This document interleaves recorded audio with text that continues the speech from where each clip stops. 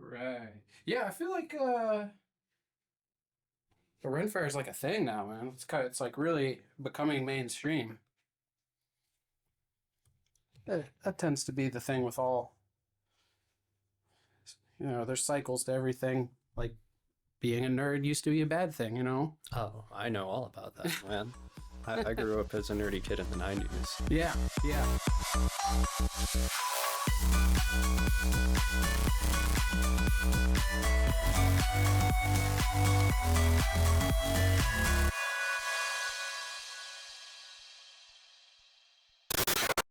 Like, there's a story that the whole reason that I got into it is because my mom and aunt went to like, I think it was like a family video or whatever the version of it was to start, and they just picked up a random like video that had like a cartoon on the front. It was like, oh, cartoon, here you go. And it's like, no, that was completely like not necessarily adult, but like more or less like teen anime. Okay. Okay. So your aunt So accidentally got you into the nerd life. so get this, man, like full on like movie-esque, like exactly what you would see on YouTube as like a skit, right? Like I'm watching it as a kid and they walk in and it's during a hot springs like scene. So like they're like, "Oh my god, you have to stop watching this right now." And like me being 5 or whatever, I'm like, "What do you mean I have to stop watching it?" And they're like, and there's no nudity or anything, like it's all blurred, but like It's the just concept of them bathing is there, right? a lot of innuendo. Yeah. And so they're like, well, what does this make you feel? And I'm like, what are you talking about? What does this make me feel? I'm like, I bathe every day. Like, they're just taking a bath. Like, what's wrong with taking a bath? And they look at me and they kind of blink and they're like, we couldn't fight with your logic. How does So this like make I you was feel? still like I was literally off of like just saying that. That's what allowed me to continue to watch anime as a child, because Okay. like I didn't get the adult shit, and like they could tell that the swearing and all that wasn't referencing, and like the adult jokes and all that wasn't referencing. Like I liked the magic and the explosions Yeah. and the sword play and like the serious plot. Oh my goodness. Yeah, I didn't find out about anime until I think Dragon Ball Z hit Toonami. I mean, that's a lot of the like way most people got introduced to anime. Yeah. I know that beyond the show that I watched, which was called The Slayers, that was pretty much it, man. Because like my mom and aunt knew that they really kind of couldn't go the same avenue and like not pre-screen something and then rent it the next time. So like I really just kept watching the same series over and over again until Toonami, Yeah. and then that's when it like just floodgated. Hmm. That's awesome. We're here. We're here, dude. Welcome back to Just Joking. I'm Justin. Jimmy couldn't be here today. Take two. Take two. Welcome back to Just Joking. I'm Justin. Jimmy couldn't be here today. He's getting a mani-pedi. Petty. Today I have with me, he's a head chef at a very prestigious resort near the Ohio-Pennsylvania state line. He's a man of many interests, a bit of a nerd like myself. We're talking all things sci-fi, conspiracy, anime, all kind of nerdy shit today. Very intelligent, insightful, and a unique, varied interest young man.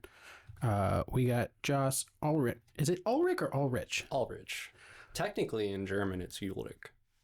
So like All right. like if you've ever seen A Knight's Tale and the dude's first name is Ulrich, like Okay. that's how you pronounce it technically. But in the States it's all, don't ask me why. Well, there you go. Welcome to the studio, Josh Ulrich.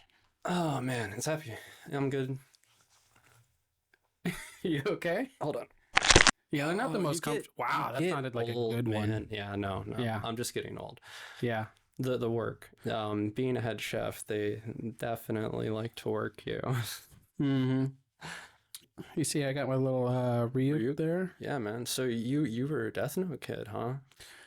I was a Death Note adult. Oh Yeah, I still haven't seen the sequel series with Death Parade.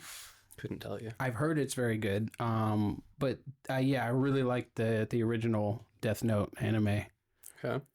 I liked up until they offed L. Yeah, I mean, it was him or Light. Yeah, and then like Momentum just kind of died, and it's like, okay, we're gonna take L but split him into two characters, and like they're just Mhm. gonna have like these wild personalities where like one's kind of like him, Yeah. and then like this other guy's a psychopath. Well, I think it didn't go on too much longer after L was done, right? It was like almost another season. Oh, okay. It was a good amount Have you seen? because that's when like the time skip happens. Oh, okay. Yeah. I need to rewatch that. It's been a while. I really liked it though. I liked it how the kid just like he was like a nice, well-to-do kid, good grades, like never does anything wrong, and then all of a sudden he's like, "Oh yeah, I'm just gonna like kill a bunch of people. This is awesome." I mean, it comes from a good place at the start, but that right there is just a sign of like absolute power corrupts absolutely. You know, like, you know, if you go back in history and look at things like a lot of kings started with good intentions, you know, hey, Yeah. I don't want to be this guy, and then like they get caught up in their shit. Yeah. And then all of a sudden you're Ivan the Terrible. Yeah. Yeah. I've also heard, I forget who it was, some economist or someone, I'm not gonna look it up, said that basically all systems get corrupted. It's just the human nature. Like capitalism, unfettered, has obviously like run amok. A few people have most of the power, most of the money. They rig the rules. They lobby, yada yada yada. Right. But then socialism, you have a handful of people who have all the power. They bogart all the resources, and they're like, everyone gets the same except me. Right. You know, I'm going to be at the top. So, like, I'm going to get the mansion and 17 wives Yeah. and, like, Yeah, I need to be very comfortable and opulent so that I can make good decisions. Like, but I'm celibate, you know, like yeah, total cult leader stuff. yeah, And, like, really, I think that has more to do with the duality of man. Because, like, look at it through the eyes of, like, a superhero, right? You know, try doing that over and over and over again, you know, and then there are going to be times where what if you fail mm-hmm. and like you go through those psychological breaks, but like you still have powers. Yeah, and people like sometimes shit on you for doing it. The negative always outweighs the positive. So like your one fuck up is always going to be way worse than like the other 100 times that you didn't fail. And unfortunately, that's just how it is. Yeah, yeah. Especially today with the 24-hour news cycle, it's just, was it someone had a joke where it's like you could be the best architect in the world or whatever it was, and you did this amazing building and that great house and these beautiful structures, and you suck one dick. Or you do the Eddie Murphy thing. You got caught in the car one time on a corner. Yeah, you're no longer Bob the architect. I swear, this has never happened before. I feel like Eddie Murphy is like the very, like, people still bring it up time to time, but he's like, he kind of got out of that okay. Like, he's still got millions and millions of dollars. Everyone watches his movies. Because if you think about it, man, like, if they want to, they can bury stuff, Mm-hmm. and it happened during a time where within like the next month, there was way bigger fish to fry. And Yeah. Yeah, that's, what was the story? I think he said he was just giving her a ride or something. Yeah. Oh, no, I'm just taking her down the street, her car broke down up the hill. Yeah. Eddie, there's no car. There's a car. I just, I hate to see a damsel in distress. I gotta. Yeah, right. Hero complex, man. Goes back to that. And then he does Nutty Professor, and nobody remembers that shit anymore. Nutty Professor or the incident? Because I think the both. incident. I mean, yeah. Nobody younger than us remembers it. That knows about it. I think I remember more about Dr. Dolittle. Oh, yeah, that was a good one. I love the Nutty Professor, though. That shit. Man, Hercules. Right? I mean, so many good ones came out in the 90s. Mm-hmm. Yeah, truly a golden era of film. I don't know about a golden era. It's just the niche, right? It's kind of like the 80s for anime, because like in the 80s for anime, there wasn't really like this regulation, right? Yeah. Hollywood was still batting random hitters. They couldn't find like certain niches, right? They're like, oh, everybody likes horror, so we're going to put out a bunch of horror movies. Right, yeah. But then like not every horror movie is working. Right. It was that I feel like that was like when the oversaturation really began in Hollywood. It was like 80s, maybe late 70s, where they're just like, oh, this thing works, make a million of them. Right. Hellraiser. Yeah. Candyman. Dude, did you ever happen to see a niche one called The Cube? That definitely sounds familiar. I've heard of it, but no, I've never seen it. What's that about? So basically, what it is like these, I think it's like 5 or 6 strangers wake up and they're in like, how do I describe this? Kind of like a box, right? And they realize that around them, there are holes that lead to other rooms that look exactly like the box that they're in. But the boxes are trapped. So they can just go to other boxes but never get out. No. So here's the thing. Like, it's kind of like if you have 3 branching doors, 2 of the doors, you die. One of the doors is the one where you live. So they think that they have to get through this maze by like navigating. Because it turns out like one of the characters is like a savant in math. So she starts doing like this mathematical equation and figures out like, okay, this room's safe. Because like they watch some escape artist who's like a master thief and like, you know, I escaped from the Louvre with the family jewels, and like dude gets roasted in 5 minutes, just 5 minutes roasted. And they're like, oh my god. So then like they break it down, and like, so the whole thing is they're trying to save her. Like, she's the one who's the smartest one. She's the one who can make people survive. So like everyone else is like taking straws to go first into these rooms. Yeah. And they have to trust that her math is right. And like, so like the other guys are like pushing them into the rooms, and they're like, no, I don't want to die. I don't want to die, you know? But like you get to the ending, and the ending is just like dumb. Like I want you to watch the movie because it's a good movie. The first one is at least like decent. But then you get to the end and you're like, man. Disappointing. Well, go ahead. Let's spoiler alert. Okay. I'll probably still watch it, but hit me with it. So it turns out that the first room that they were put in, the exit was in that room. They didn't have to go forward into the maze at all. They could have went back. And nobody, you got the smartest fucking people, and nobody fucking thought of that. That's pretty fun. I actually like that a lot. I'm gonna watch that. It's funny in a way, but it's just so dumb because it's like, man, like the simplest answer is usually the right one, which is weird, you know. Like, how does that work out in almost every field? Yeah. I don't get it. You don't want to make 3 rights to make a left. Just make that fucking left. Yeah. I mean, you would think that, but right now as a society, I think we're making multiple rights. Yeah. If you're in Pittsburgh, you have to make 7 rights to make a left. Unless you're on a bridge, then you got 5 seconds to decide where you're going, or you're either going into the water or off on some random street, and good luck looping your way back. Yeah. I've always said, like, I've driven in Pittsburgh and I've driven in LA. It takes long.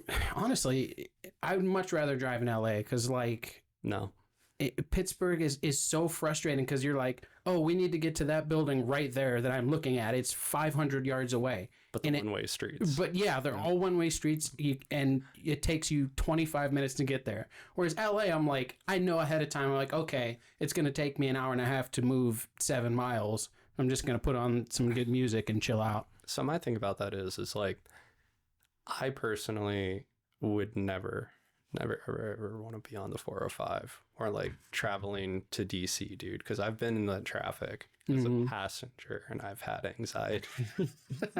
Because it's like, you got these people, man, they're whipping their way through, and then like you're hearing a car crash in front of you, and it's like 15 feet, and like that's just daily stuff for you guys, you know? It's like somebody couldn't wait, and they wanted in. Next thing you know, you're the guy that got hit. Yeah. Because you didn't let him in. Yeah. No thanks. I'd say the worst thing about LA traffic is the motorcyclists. Like, because they weave in and out. Yeah, because it's totally legal to like ride the white lines and go in, bob and weave in traffic. So you'll be sitting there in gridlock, and then just every once in a while you'll get someone who's 1.5 inches from your side view mirror going 85, and there's and you're just sitting there, you're like, what the fuck? Dude, imagine when like 5 of them, because I have ran into groups while I've been on the highway, and I've been doing the same thing, because like usually I'll just set the cruise control, you know? Yeah. And then all of a sudden it's like, beep, beep, beep, beep. Like, what? And then I look up and there's just like 5 of them Yeah. going off in the distance, and they're already like 25, 30 feet ahead of me. Mm-hmm. It's been 5 seconds, dude. Like, holy crap. Yeah, yeah. I'll just be sitting there, arm out the window, and I feel the fucking breeze from it, like, no, what the shit, dude? Yeah. But you ever driven in Miami? Nah, dude, I've never been down that way. Dude, it's. I haven't been in like heavy traffic in Miami, but driving, especially at night when it's a little more open, like the minimum you do is 80. Oh, God. Like everyone's doing 80, 90. I saw, I think it was a Ferrari whiz by, had to be doing like a $120, and then like 2 minutes later pulled over on the side of the road as I passed him. I was just like, oh, cool car, but you're a dumbass. I will say, the closer you get to inner cities, the more likelihood there is to see cool cars like that. You know, it's like I went up. What was it? Last year, I was in Detroit visiting my family, and I saw a Skyline, like just coming down the opposite side of the highway. I'm like, oh man, clean paint job, just like totally stood out compared to everything else. And it's like, you don't see that out our way. Yeah. If you might see a nice car every now and then, but like you don't see that. Right. Around here, it's kept in a garage most of the year. And then, usually the guys, they're going to take them out. They're going to go up to the nearest city, Or like a racetrack. A lot of them do the racing. Yeah. You don't just see it cruising down the streets in Austin town. No, that's not a luxury. Not an everyday car. Yeah. Yeah. Miami, they're just fucking, I love South Beach. There's so many, it's like a music video all the time. There's just beautiful people, beautiful cars, beautiful mansions everywhere. Like, really good food, But it's like at the same time, it doesn't necessarily feel pretentious. I mean, you'll definitely have that. But like just chilling on South Beach or Mid Beach and like people watching as they walk by, it's like, there's a lot of crazy people, and then there's Florida. Yeah, there's like, you get the backpackers trying to sell their fucking raps, sell CDs and shit still, or like people who are like, I'm a manager, what's up, girl? You look good, like, and then bodybuilders. Like, I saw this dude who was just wearing like not a thong, but like a bikini, like just cotton tidy whites. Oh man! And he had to be like 220, dude, just walking up and down South Beach. I was sitting at a restaurant eating, and I look over and he just stops on the street and like poses for no one. There was nobody else with him. He didn't have his phone out. Like nobody was taking pictures. He just stopped, like just in case anyone wanted to take it all in, and then walked a little bit more. And then I saw him stop, look around. I'm like, what? Where are you going? What are you doing? He is looking for his opportunity. Yeah.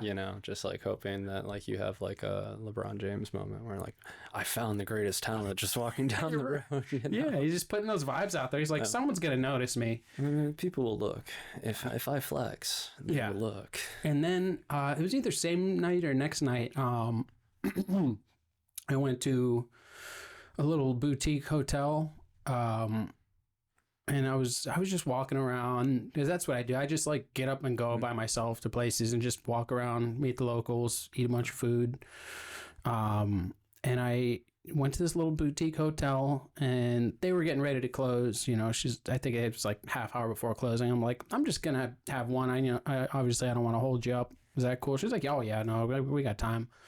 So I sat down to have a drink, and I was chatting it up with the bartender. Lovely young lady. And then out of the corner of my eye, I saw someone come down the stairs, and I look over and it's this dude, no less than 75 years old. So somewhere in the 75 to 80 years old range. Okay. Full BDSM gear, like a bathing suit, sort of like panties with straps coming up to the top with all kind of rings and studs on it. And the little man, just saggy, pale white skin hanging out everywhere, wrinkled. And she was just like, let's call him Frank. He looked like a Frank. Okay. He just comes down. He's just, you heading out, Frank? He's like, yeah, have a good night. She's like, all right, you too. Oh man, he lives above the bar. He didn't live there, but he was a regular. Like she was like, yeah, he's one of my regulars, and I was like, so he just got ready in the bar. He had somewhere to go. Well, it was a hotel, so he came down from his room and was on his way out. And she was just like, oh yeah, that's Frank. He's one of my regulars, and I was just like, doesn't seem like there's really much that's regular about him. No, not at all. She was like, yeah, he goes to some kind of, swinger parties or some shit. I was just like, that's just normal shit in Miami. I mean, in all honesty, that's just normal shit in most vacation spots. I have a memory of being down in Hilton Head, and me and a buddy of mine were outside of a bar waiting for another one to come out because he's paying his bill. And it's just kind of like what you were saying. It's like a hotel bar combination. And there are like 5 guys, all Southern, all singing country songs, and this one good-looking blonde in the middle of the table. They're all singing country songs, and these guys are singing as loud as they could. And like, me being from up north, I'm like, Evan, what's up with the country? And he's like, oh, dude, you forget we're down in the South. Like, this is normal. And I'm like, yeah, that's fair. So out of nowhere, out of the hotel, I see the biggest jack dude out of all of them, right? Like some of these guys are kind of fit, but like this dude's big.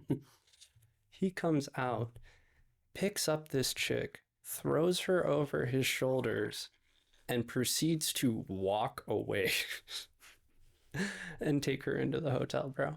Nice. These guys go from being like the happiest motherfuckers in the world to like everyone's defeated. They're all silently like sipping their beer, all looking off in different directions. And I just turned to my buddy. I'm like, what did we just watch?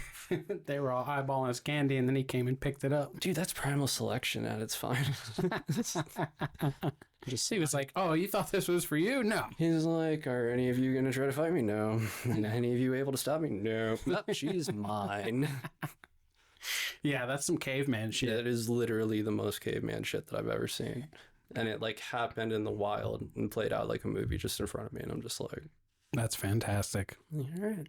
I had another fun vacation experience. I went to New Orleans. Okay.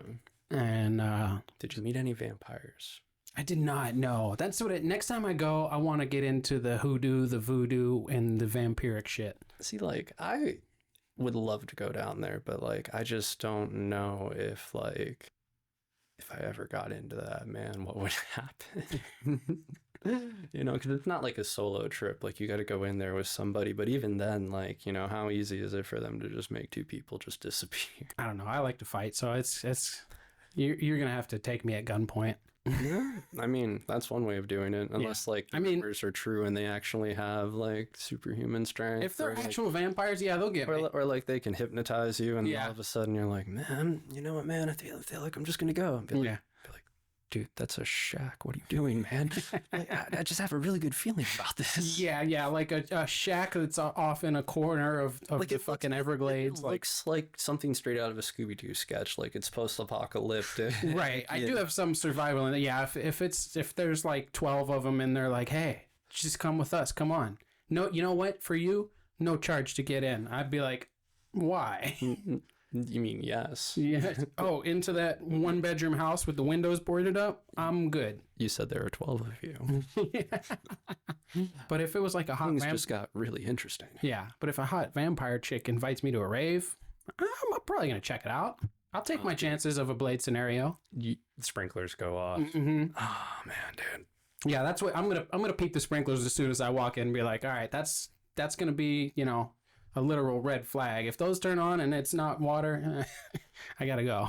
Yeah, man. I mean, as far as I know, though, dude, like it's very unlikely for us in our area for something like that to happen. Yeah, not a lot of fun, dangerous shit goes on. No underground vampire raves in our area. Yeah, there's dangerous shit, but not the fun kind. Yeah. No, we apparently have Bigfoot. I've heard that. Yeah, we have Bigfoot.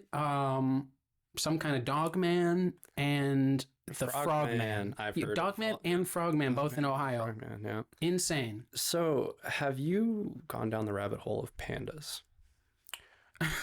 I'm sorry, pandas? Pandas. So like, you know how pandas are like associated with like ancient Chinese shit, and like everyone over here like sees like an ancient mural looking thing with a panda on it. And we're like, oh, that must be a recreation of something super old. Then like, it's not.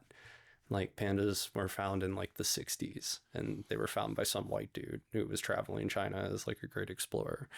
Nobody knew about pandas before the 60s? So like if you think about it, that's like one of the biggest arguments about it, right? Is like if you look at the Chinese zodiac, okay, they have a fucking dragon on it, but there's no panda. But like, but everyone associates the panda with the Asian culture, and it's like Panda Express.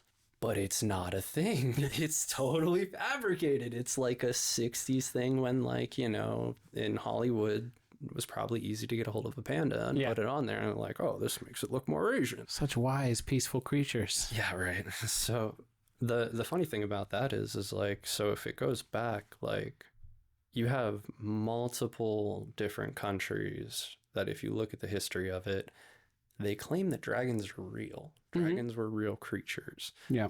And they either went extinct because we hunted them all, because just like in the movies, we fantasize the lore about like people going off and slaying the dragon, and like, oh, that's, you know, the ultimate calamity to people. So like if you go off and kill one, you become a hero and you get all this money and shit. But like, what if those were real? Yeah. You know, think about it. Like, plenty of things have gone extinct in our time, and there's a dragon on there, but there's no panda. Yeah. So the Dogman and the Frogman thing is, I mean, look how far we've gone into cloning. Okay. So that means that at some point in time they were dabbling with gene splicing. Oh yeah, I think they still are. Oh, heavily. But the thing of it is like the earlier stages, right? So one, why would it be in Ohio? And then two, why would you ever put a frog and a man together? You know, why would you put? But if you go back to ancient Egypt, like they have murals of these things. Yeah. You know? They're written accounts of like, oh, this god was half this creature, half human. Yeah, half jackal, half bird. And so if you take it with a grain of salt and you look at it from like a real standpoint, then it's like, okay, you know, what other sort of beings are there? Or like, what can you mix human DNA with and get away with? Because like, they probably know the answer to that. Yeah. If we're seeing what we're seeing, they saw it like 30 years ago, you know? Oh yeah, at least, yeah. So, I mean, they put like, what, pig parts, like ligaments, you tissues. Pig organs apparently work in people. Yeah, so like somebody has a pig heart, I believe. I thought I heard that somewhere, yeah. They got one to work. That's insane. Yeah. Because, I mean, think about it, man. At that point, you know, you're replacing human body parts with something of an animal. And does that change you as a person? You know, does that change anything about you spiritually? Yeah. You know, those aren't really answers that we would have. Yeah, I remember listening to a story recently about I think it was I reference the Y-Files a lot, you know, shout out AJ and the Y-Files. True story about people. There's one guy in particular who got a heart transplant. Okay. And like had memories and took on the personality of the guy that and, like, died. Married his wife or whatever. You've heard this, yes. Heard that. And the guy, apparently this is like a semi-common thing of people have flashes of memories, or their personality changes when they get an organ from someone else. And this one guy in particular, the guy had killed himself. They harvested his heart. He offed himself. And I do remember him. All of a sudden, after the transplant, his personality changed. He got real depressed. He somehow met the wife of the guy who had donated the heart, left his original wife and married her, even though there was a huge age gap. They fell in love, and then he started getting all depressed again, and she was just like, oh God, this feels familiar, and boom, offed himself again. Well, So- that guy with the same heart got two bodies. Because if you think about it, man, I'm not sure exactly if there are any studies that like go into great detail about it, but they're coming out with things where apparently our DNA can remember stuff from our ancestors. So Mhm. like if you come from a long line of cooks, Yeah. you generally are good at cooking, or like you have a higher chance of being good at cooking because it's built into your DNA, Yeah. you know? So that goes on to like, kind of how the world's working these days with class structure and all that, right? So like Mhm. if they breed a lot of hate Yep. and negativity, then you're going to pass that down to your kids. Yeah. And they'll have depression, they'll have, whatever the next stage is after that, more mental illnesses, more physical illnesses. And it's like, why does this keep popping up? Mhm. But it's fed into us. So Yeah. it's almost like written in there, kind of. And it's weird how it's done. Yeah. People don't realize, like, programming is like a literal thing. Like, it's not, the television you watch, the media you consume. Dude, that stuff sinks into your DNA. Did you see the Disney thing? Which Disney thing? Oh, man, dude. So the governor apparently was like in a back and forth fight with Disney and was like, okay, you guys want to play hardball? I'll take away. Which governor? Florida? DeSantis? Yeah. He was like, I'll take away your rights to not be taxed. Mm. And they're like, yeah, you can't do that because we belong to Britain. Really? Yeah. Disney belong? Huh. Yeah. I thought it was China. Like, China had the main stake in Disney. Apparently, Great Britain owns the land that Disneyland's on. And I don't know if that's both the California. So you got to think about that. That's wild. Great Britain owns land in the United States. Yeah. Yeah. I remember hearing another thing about, like, they may have thrown the Revolutionary War in exchange for, like, land rights and certain business considerations. Or, like, we can operate outside of these, tax codes and restrictions and whatever. Basically, freedom from regulations and land ownership rights. Like, there's a theory that they were like, I mean, we're going to win this war, but, or you could just go off, be your own subsidiary and just make sure we're taken care of. And sure, you can call yourself the United States of America or whatever. And police the world and all that. Yeah. Yeah, unfortunately, man, a lot of that seems to be the case because you can't look at it objectively and not see that, Yeah. It's like when there's a family business and someone does something wrong and they just change ownership. Like, yeah, oh, hey, we changed the name to my sister's brother-in-law. So, like, the guy that made the problem, he's in a different town, but the rest of the family's still working in the back, and, it's no longer Giorgio's, it's Cecilio's. Yeah.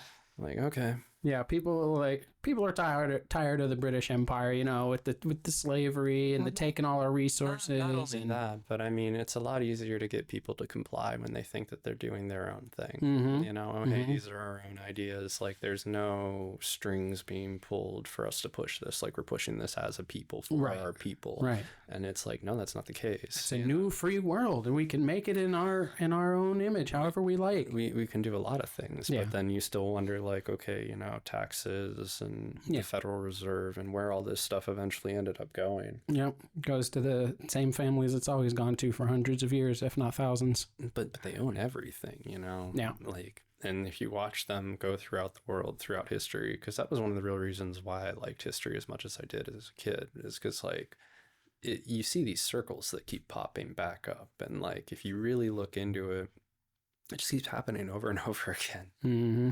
And, like, what do you do, Yeah. As an individual person, there's almost nothing you can do. But, like, when you finally see the signs, you're like, oh. Yeah. I mean, the Rothschilds more or less invented modern banking. Mm-hmm. And then they also invented, like, the modern schooling system, They don't want... Because, like, if you look at, like, the stuff from, like, what, the 20s, 30s, when they had video and stuff like that, there were people in their garages just making, like, the most fantastical shit. Yeah. Because they were like, oh, I took a common chemistry class. Yeah.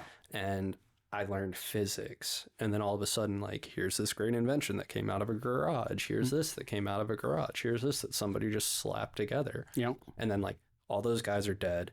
None of their inventions have ever been like brought to light, and if they have, they were patented under a different thing and then slapped on something else to where they're not as useful as they once were, but now we're going to make money off of it. Mm-hmm. And you know, again with the circles, dude, like that's happened all the time. It's like it's been proven, okay, we can run a car off water. Yep. Done. Yeah, that guy disappeared. We Yep. can run a car off corn oil. Done. Never gonna happen. Yeah. We can invent the flying car that everybody always wanted, that every 90 kid is doing. Nope, not gonna happen. Yeah. Although, you know, that may end up being a thing. I mean, they are offing all those anti-gravity scientists. Yeah, that's interesting. Yeah. So the one thing that I want to talk about that correlates with that is, did you happen to hear the announcement where like they're going, what was it? They said that, I believe it was August 12th, for 7 minutes, there's a possibility for us to lose gravity. Or yeah. Not 7 minutes, 7 seconds. Yes. Yes. Okay. I've heard that. That's 7 seconds is a long time, my guy. Yeah. Again, Wi-Fi. Check it out. Okay. He does a deep dive on this. It's probably not true, but it like he spun this whole story. He's such a good storyteller. Like that's the main thing, is like he does good research and he'll tell you, like, well, here's what we can definitely verify. Here's what we cannot verify. And you know, like this is definitely true. This is definitely not true. This we don't know. So he's good about that. He leaves some air of mystery for you to enjoy the lore of it, but he's factual about it. And on this particular one, he told like a fictional story of these different people, like a general and his brother, and a mechanic or engineer and his daughter, and like how they fit into the pic. And it was just this whole story unravels of like the ramifications of if that were to happen, of like, and the government knows, and they have underground bunkers, and they have these gravity generating machines to keep them safe from it.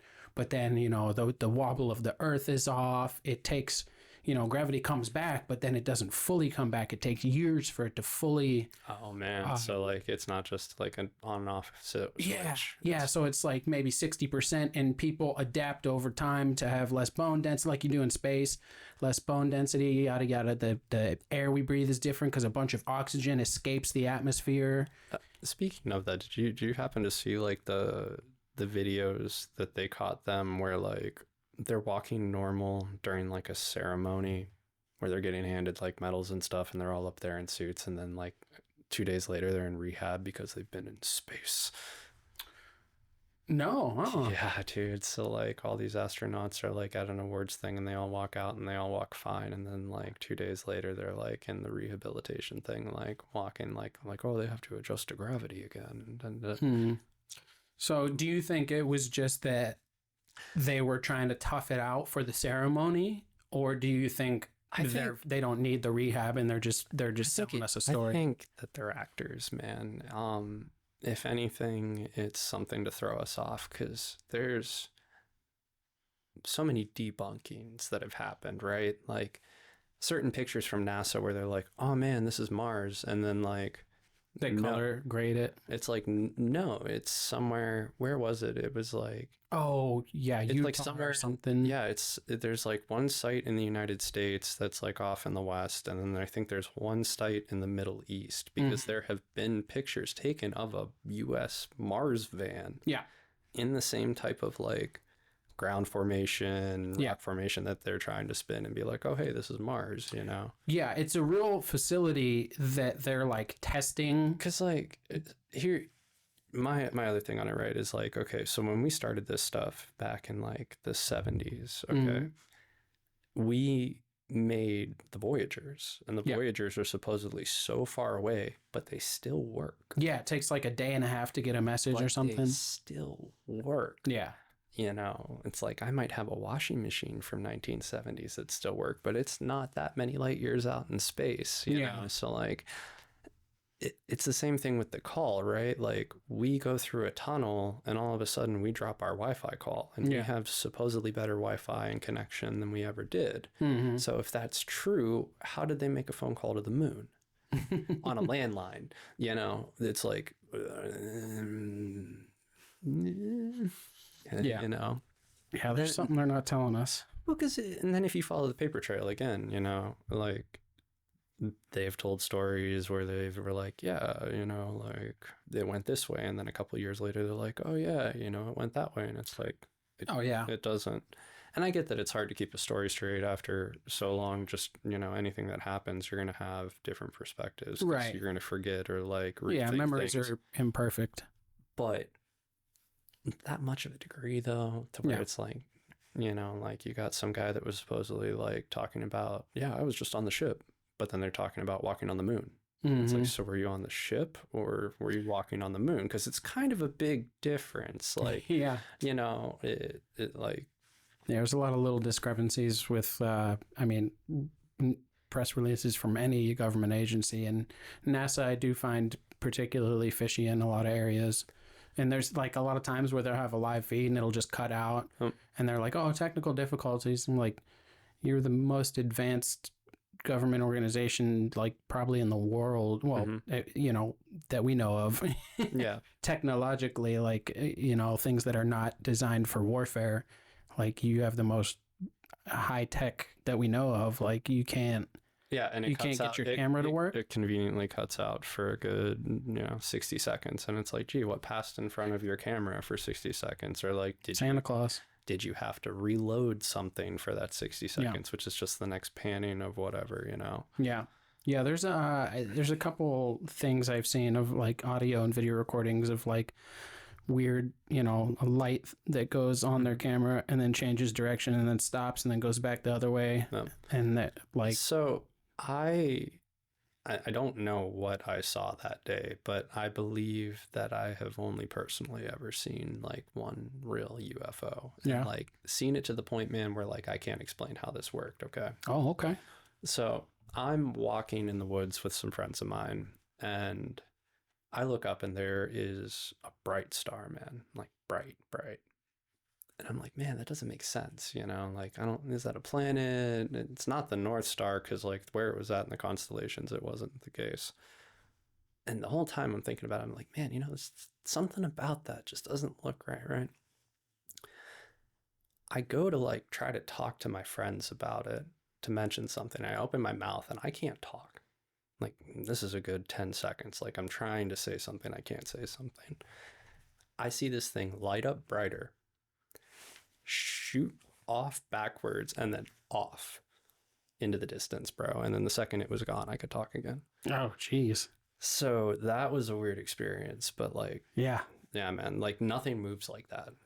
We don't have things that move like that, especially that deep in space. Like it's not supposed to be. Yeah, I mean that's crazy. That does sound like a typical UFO experience. Like I've heard other people say that they couldn't speak. Luckily you didn't get like full body paralysis. I've heard that too.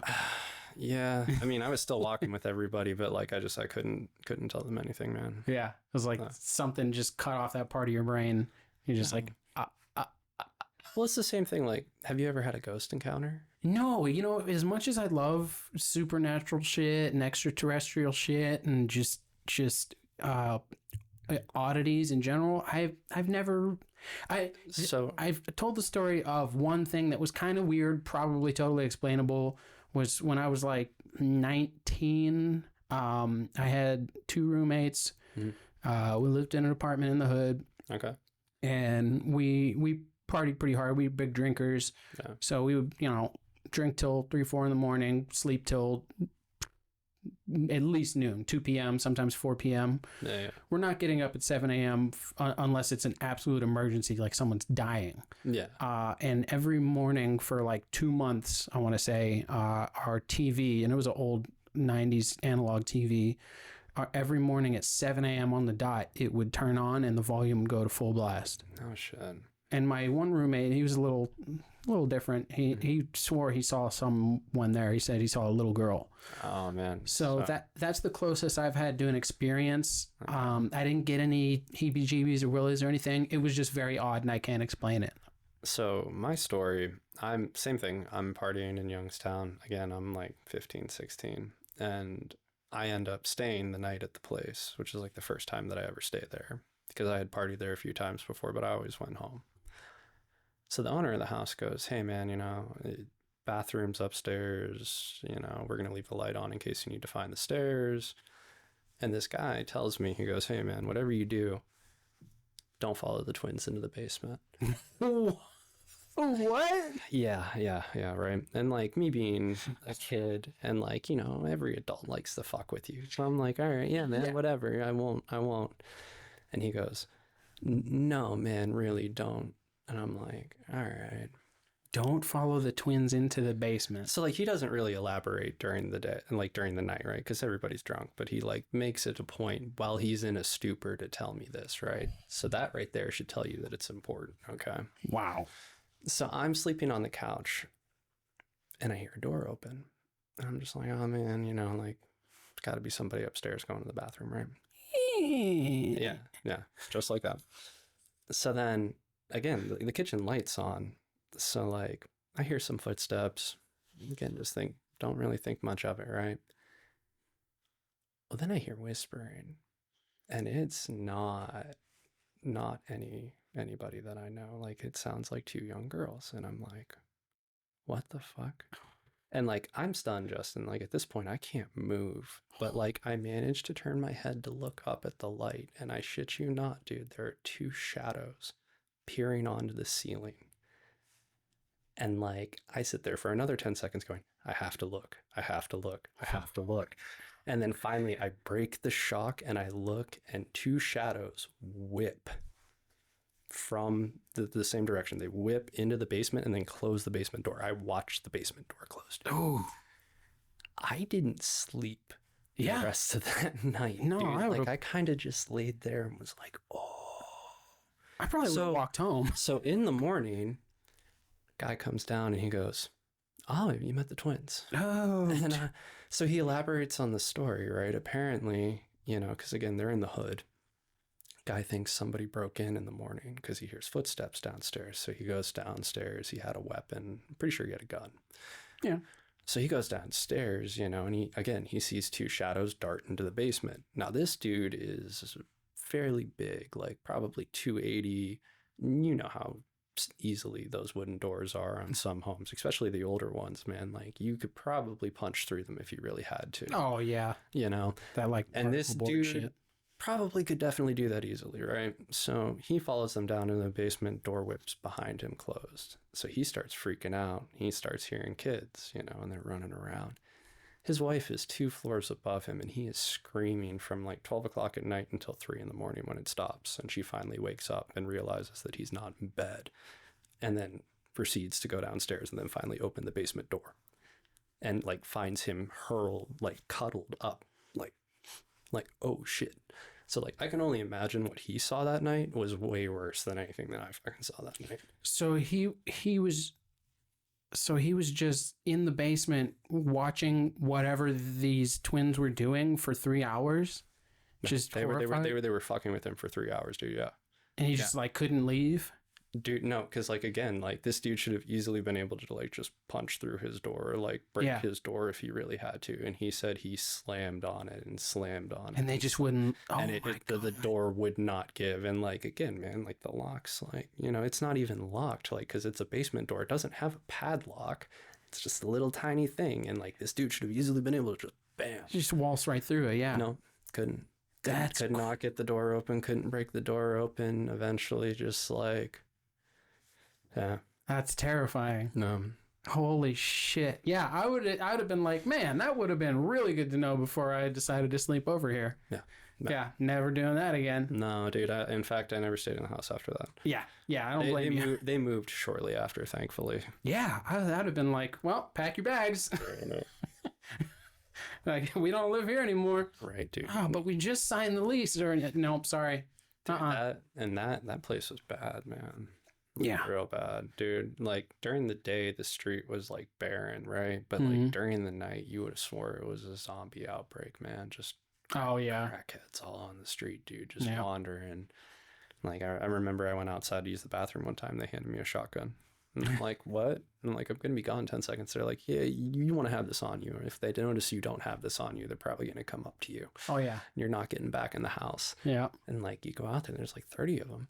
Jesus. Dude, it was a bad side of town. Yeah. A real bad side. I should not have been there. Yeah. Oh my God. I walked home from I walked from the south side to the north side one time at like 2 a.m. I went to a friend's house to party. They were like close to Boardman, but technically it was the south side. Yeah. Because you still have to go through that part to get there. Yeah. And I had a flat tire in my car. Like I went out to my car and was like, oh, well, that sucks. Pancake flat. I'm just going to walk home and I'll come back for this tomorrow. And I had like half a case of beer and I just walked down Market Street the entire way. Like, and nobody bothered you. Nobody bothered me. So surprisingly, just a skinny white kid just walking through the worst part of the hood. Like, No. I took a lot of chances, unnecessary chances in my youth. I definitely did the same, man. Yeah. I mean, there were a lot of things that happened where it's just like, oh man, you wonder how you survived it. Yeah. Yeah. I mean, growing up, like we'd be hanging on the porch at my friend's house and like we'd be in a certain neighborhood where like when we saw like suburban looking white people, we were like, what are they up to? Like we would look at them like they're probably some crazy motherfuckers. Like buying drugs. Yeah, like we saw a couple walking down the street with a stroller, and like they looked like total Americana, like right out of the suburbs, and we were like, don't talk to them. No, I mean, they're up to something. Believe it or not, man, some of those people actually like choose housing like that because they think the market's going to go up. Yeah. So like, okay, we're going to buy a house in the hood, but like 5 years down the road, it's not going to be the hood. Right. And sometimes that does happen, if maybe they have some inside information or something, but like there's definitely been some gentrification in the area. Oh yeah. I mean, that's one thing that's keeping this place alive, in all honesty. Mm-hmm. Yeah. The north side of Youngstown is way better than when I was a kid. Oh yeah. There was a bunch of trap houses. There was in the house I grew up in as a kid, there was on the next block. Like we're in the middle of the block, you go to the end and then you cross the street to the corner and it right there. It's like a minute and a half walk. There's a family and they have family members all over town. It's like a family gang. Like I'm not gonna say the name obviously, but they have cousins and brothers and uncles all over every side of town that are in and out of prison. Like they're selling drugs, they're robbing people, they're killing. And there was a get out of prison party like every summer at this house. It would you just see the welcome backs. What was Ron Burgundy's line? We go to this party, the same party for the last 15 years, and it not in any way depressing. Yeah. It was like every year when I was growing up, it was like I had to stay in that day. Like it was summer, I couldn't go out and play. It's a block party because it's like, no one's going on the block that day. Yeah. My family was like, no, you're not going outside today. And I was like, what the fuck? No. It was just balloons, welcome back sign, just fucking crazy pit bulls chained up in the yard that would kill you if they could get off the chain. They're just huge parties going into late into the night. And then there was the apartment I lived in when I was like 19 or 20, the same apartment where the TV would turn on, Okay. Ghost Girl. Directly across the street there was a big house that I believe was converted into a few apartments, 3 or 4 apartments. But it was, one of those big old houses. There's a lot of those in Youngstown that are it used to be kind of a nice neighborhood, affluent area. Oh, yeah. And they've been converted into shitty apartments. But it had a driveway that like went around the back. It was basically a wraparound driveway, like a U. And it was a literal crack drive-through. Oh, my God. They'd pull up one side. Somebody. Oh, it was so funny. Yeah, we saw it like car pull up, someone lean out the window, throw something in there. Window and they pull around and they throw that money somewhere. Yeah. Leave it in the mailbox. Yeah, right. It was we were like, get it in there. We watched this for a little bit and we're like, holy shit, that's a fucking crack drive-through. It's Crack Donald's. Yep. Oh my God. And then like maybe a month later, huge raid, like 15, 20 cop cars on the street, busted it up. And then they all went to prison and our landlord was like, hey, knock, $50 or whatever off the rent if you want to help out for a few hours and clear some of this shit out. And so like my roommate got a bed frame and a little nightstand, and we got Oh my God, bro. someone got a lava lamp, and we got 6 pounds of bacon out of their freezer. That doesn't seem safe.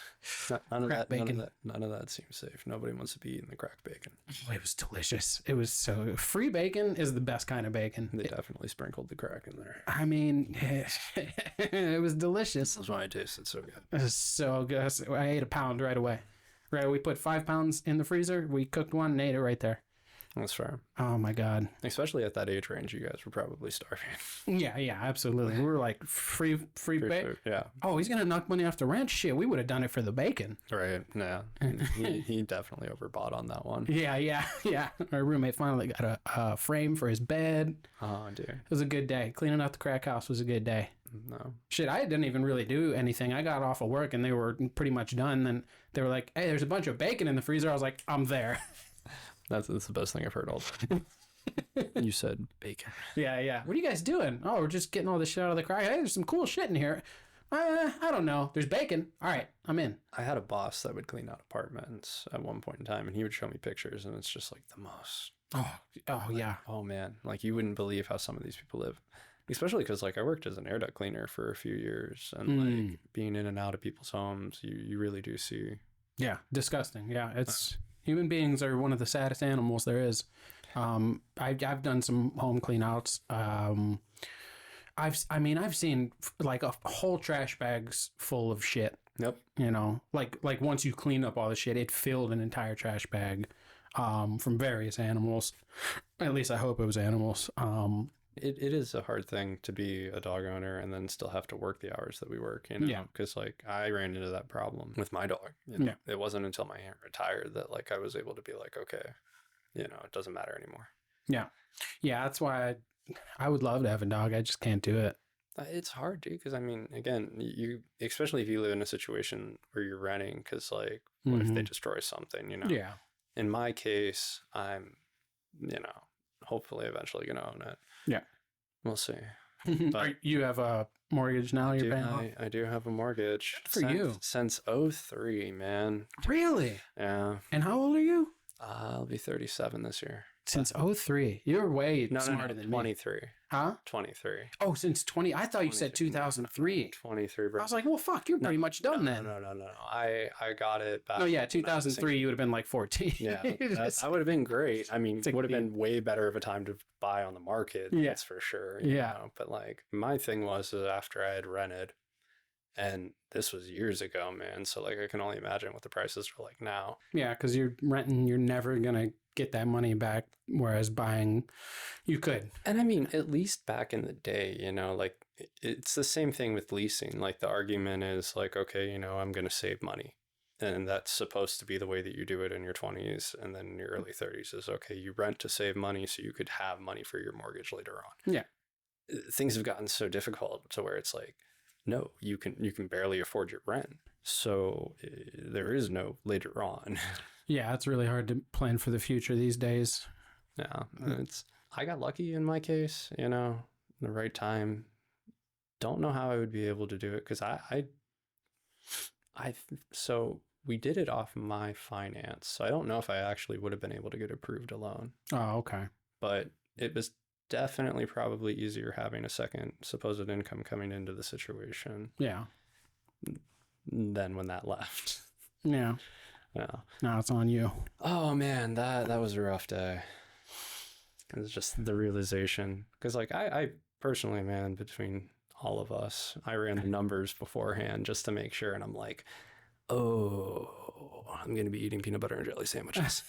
Yeah. And now we're 3 years into eating peanut butter and jelly sandwiches and it's working. But, yeah. You've adjusted to it. Yeah. At first it was a real hard adjust, because it's like even when we went into it, it was supposed to be a pure 50-50 split. Yeah.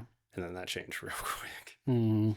And then it was like, all right, cool. Like at least the second income, we're still eating, we're still doing this. And then like, it's like, all right, all of it. What a kick in the nuts. Oh man, dude, big kick in the nuts. But like, I think I needed that in my life in order to hopefully set me up for success later on. Yeah. Yeah, I mean, pick a cliche. It's Yeah, right. it's what doesn't kill you makes you stronger. Yeah, You got to look at it at challenges as opportunities. Like it's gonna make you more resilient. And yeah. and as shitty as it sounds, it kind of teaches you to not depend on people. Like Right. Or, sometimes like you got to take things at the face value where it's like some people will tell you up and down that they're going to do like the best that they can for you. yeah, And then in the back of their head, it's like they're plotting your downfall. yeah. Or even a lot of people think that they're gonna do that, and then they just They don't. a lot of people oversell and underdeliver, and I think it's just good to understand, like, be ready for that. Of like, okay, if you Right. do all these things you're gonna say, great, this is gonna be a very nice relationship. If you don't, I'm gonna wipe my hands of the situation and of you, and life goes on. Right. And that's why you run the numbers beforehand. You got to run the numbers. Yeah,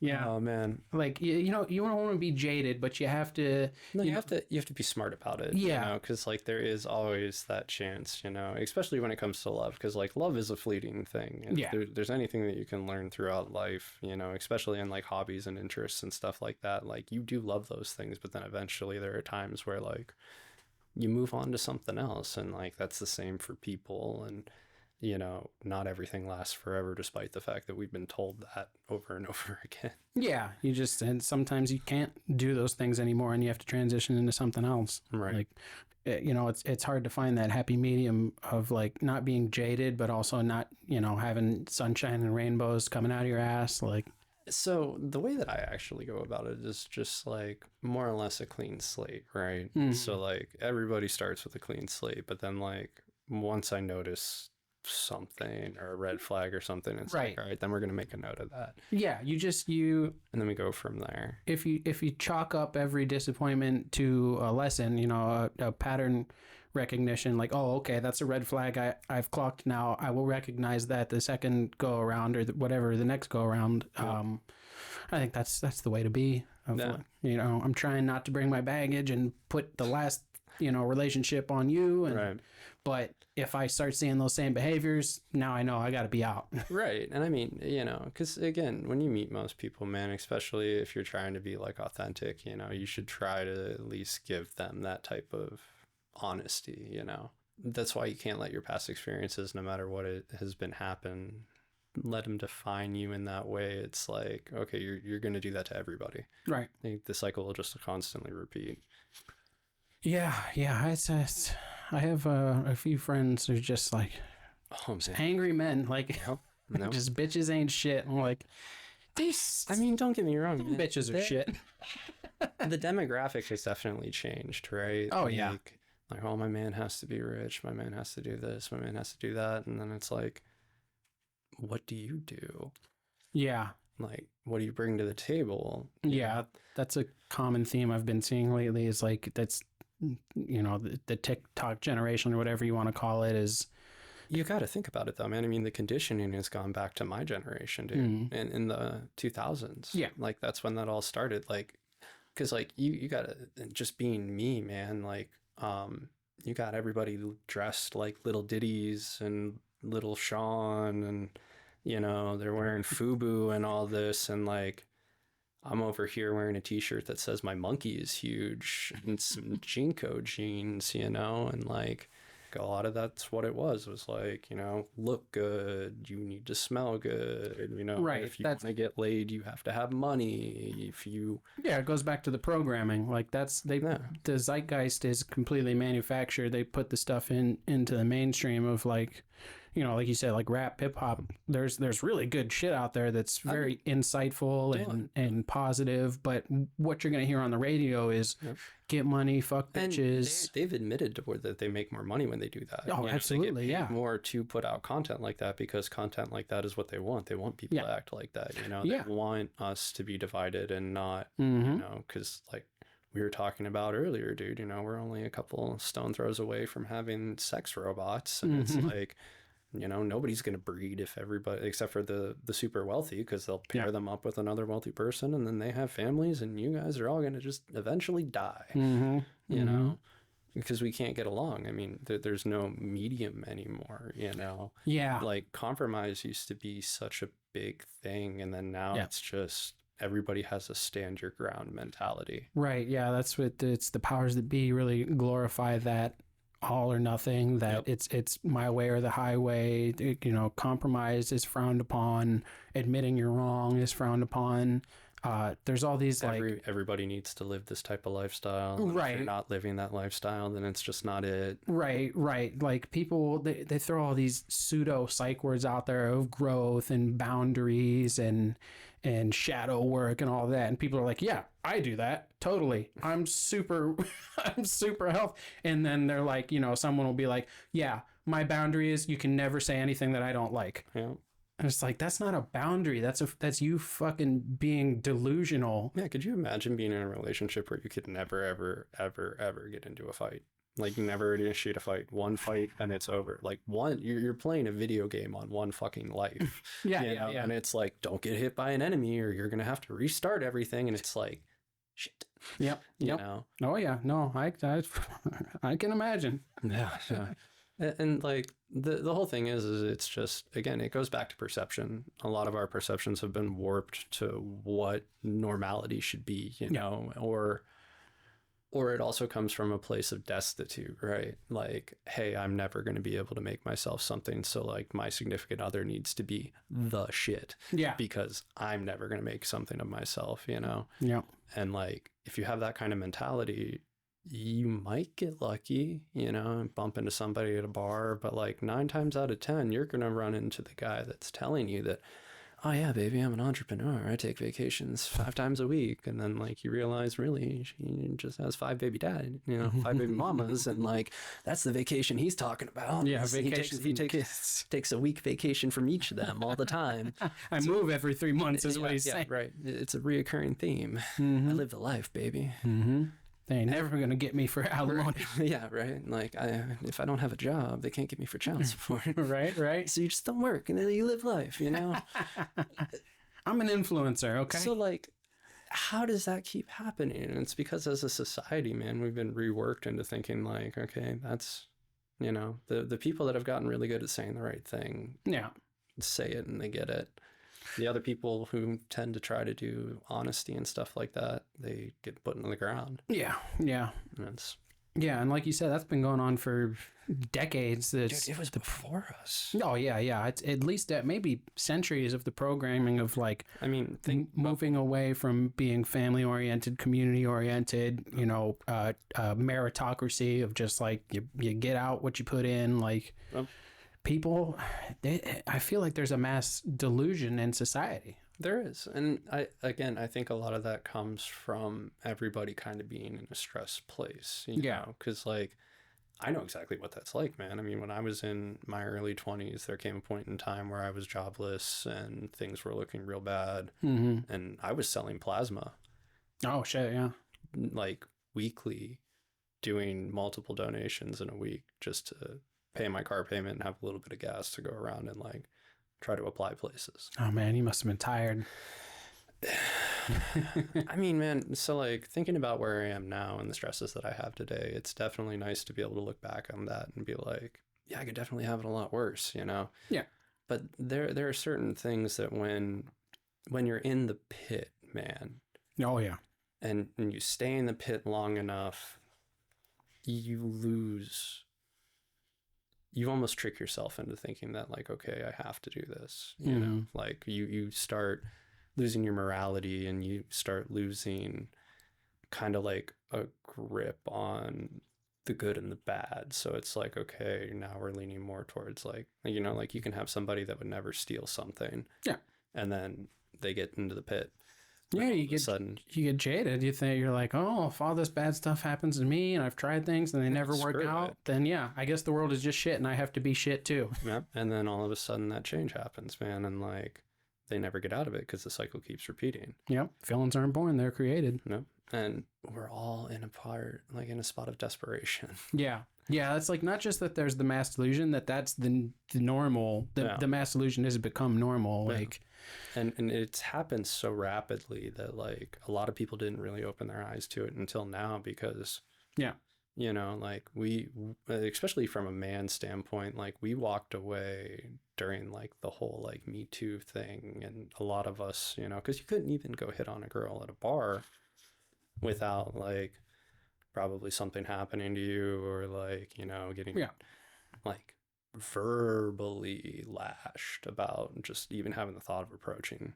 Yeah, a lot of otherwise good men withdrew because they just risk versus reward just wasn't there. Right. So then now you have this culture where it's like men are still recovering from that, and women are now getting desperate to the point where they want us to approach them. Mm-hmm. So there's going to be one of two things. Either, like you said, we're going to grow into a place of like bitter resentment and it's just going to fall right into the whole sex robot shit. Mm-hmm.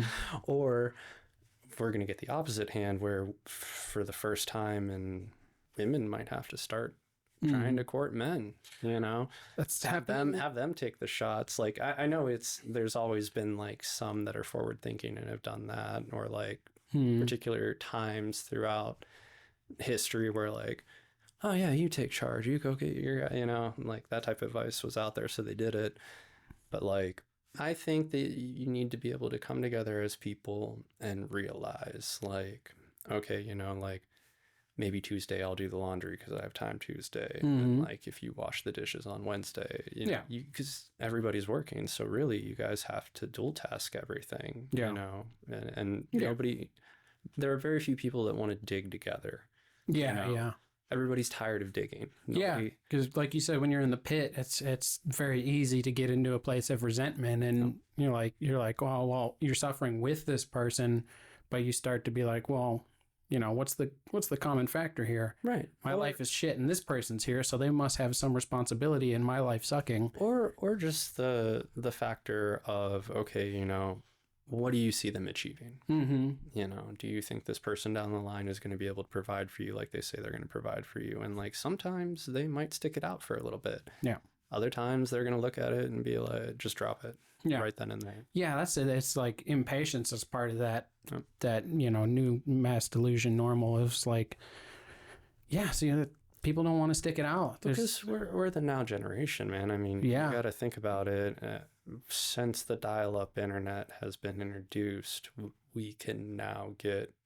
Yeah, that's the thing, is people will think they're going to find their perfect person, like you were saying, and they're not willing to take someone who has enough, you know, just connection and similar interests and goals and wants that they'll build together. Like, all right, I'm incomplete, you're incomplete, let's try to get to the finish line together. Right. And there's going to be some down times, there's going to be some hurdles, but I'm willing to stick it out. Like, that's dying rapidly, I think. Right. You know.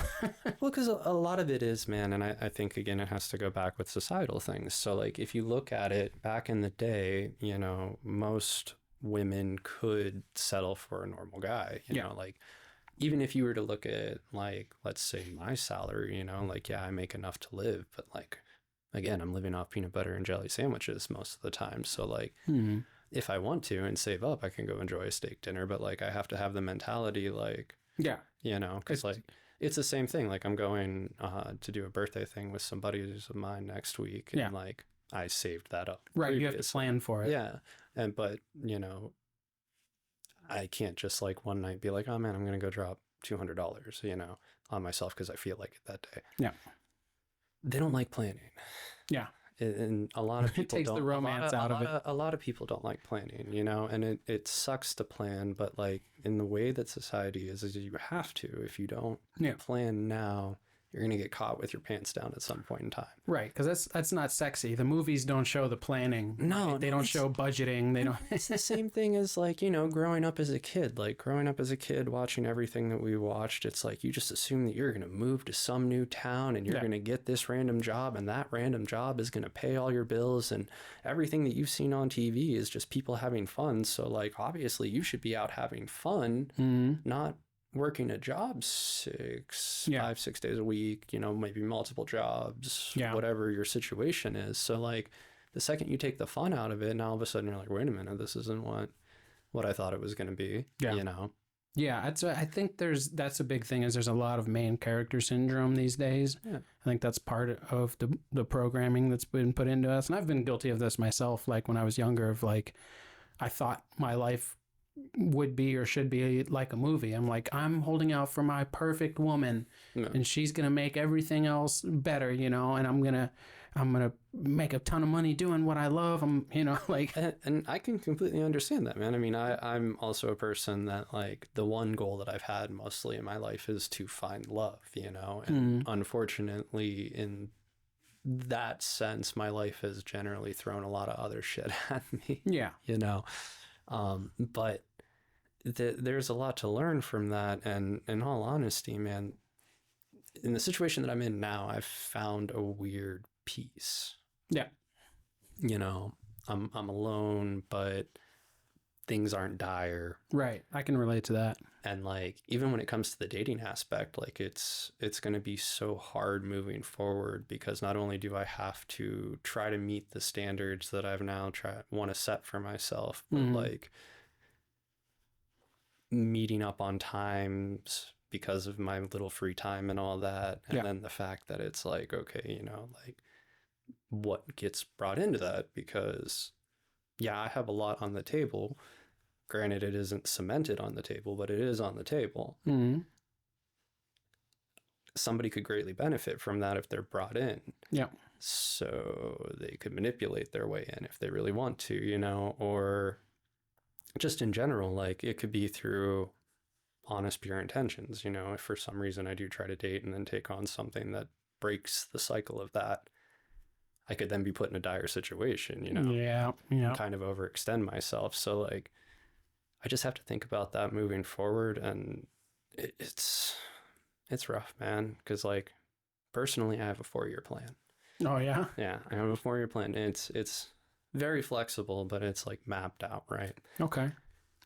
And I thought about that like a week ago, dude. I'm like, what if I dated somebody? I was like, would I be able to? And the answer is no. The answer is 100% no. Like, it's just out the window, man. Like, there wouldn't be no getting ahead. It would just be living life. Yeah, and that's hard, tough pill to swallow. Is like sometimes you have to put romance on the shelf so that you can plan ahead and make it the romance that you desire. Like you have to make concessions so that you can get to where you want to be. And like my biggest belief is like the right person is going to come in and they're going to make the moves that you need to make, and they're going to not complain about it or try to fight it, you know. Hold it against, say it's cool now and hold it against you later. As long as it's not something, you know, obviously like super life-changing, you know. Most people would want to accommodate their significant other or somebody that they're going to date in order to move forward in life or all, you know. So like with the right one, that's going to happen. It's going to happen naturally. But like, and that's the thing with love is like, you got to take big swings, and you're gonna, dude. You never stop shooting. Oh my god, you're like spray and pray from Archer. You know, hopefully you never run out of bullets. Yeah, and fuck, man, when it doesn't work out, it hurts. Oh man, hurts like a bitch. But that's the name of the game. It's, you know, nothing worth having is ever easy. Well, because that's the thing, man. It's like, so love and hate are very much fine lined, right? Oh like, yeah. Like, there are people that have claimed that they hate each other that are then married for years later on. And it's like, well, you know, for the first 10 years, you guys used to be like, fuck that guy, you know? So, like, fine line, man. And again, it just comes with honesty, you know? Like, if they're honest with themselves, maybe they hate that person because they like them. Or, you know, they don't like the fact that they like them because of the qualities, or they don't like that they like those qualities. Right, you know, right. Something stupid like that. Or something about yourself you maybe don't want to admit. Or haven't admitted, you know, because you haven't explored that side of yourself yet. And then eventually when the relationship, like, goes on down the line, like, you accept yourself for... Right. You know, and you realize that's where that came from. Yeah. You're like, oh, I do the same shit. Or like, that was a reflection of me I was mad about. Yeah. But it's okay. Or like, I didn't want to admit to myself that that's what I liked, but that's what I like, you know, and it's like, all right. Yeah. Those little things that used to annoy me, actually, I'm growing to like them. Like, I know a guy who, he's been married since 2010, 16 years. and he, man, I think I want to say the first like 10 years it was rocky. Oh yeah. He was gonna get divorced for 10 years. He was like, I'm definitely gonna do it. I'm definitely gonna do it. You know, like I've put an account to the side, so it's some stuff that can't be touched if things don't go as I want in the resolution. You know, I have some assets set aside that can't be touched. You know, I'm talking to lawyers. You know, we tried counseling, it's not working. You know, we can't even agree on a counselor. Oh my god. You know, yada yada yada. And now it's just like peaches and cream, bro. Yeah, it's just a well-oiled machine. Yeah. You know, they fight. They get snippy with each other. Normal, man. But it's like it's a lot less. Even when I'm there and I do see them kind of start to get into it, it's like that tension isn't there. Yeah. It seems like the stakes are a lot lower. They're just like, it is. That's how we communicate, you know. Or you know, hey, it's been a tough Tuesday. Like, yeah. And then 5 minutes later, it's like, we gonna watch this movie? Yeah, all right. Oh. Yeah, they just eased into a certain level of comfort. It's honestly kind of nice. Like I would take a petty squabble here and there if I have that security. You know, if only it was so easy, man. Yeah, like I know if in the clutch you're gonna show up for me, then yeah, all right, whatever. You can bitch at me because I forgot the avocado. Like whatever. I'll take that on the chin. I did not pick up the Chipotle. I apologize. You motherfucker! You always do this. No, we have to go back. Yeah. It's gonna be cold. You're a dumb son of a bitch. Slapping you the whole way there. Like, yeah. Fucking idiot. And then an hour later, she's like, "You want a blowjob?" You're like, it's like, God, you just need to eat. Yeah. You feed her. She's like, "I'm sorry, I called you a fucking idiot. You want to go fuck?" Yeah. Yes, this works good. All right. Yeah. I found her. I mean, you would think, man, but a lot of the times, especially now, because coming from a guy's standpoint, like we just don't have it like they do, dude. You know, they're a constant flood of attention, and like, you could be the most perfect person in the world, and you guys could have an extremely great relationship, but then there's just like that one guy that happened to slide in there, and then that's that.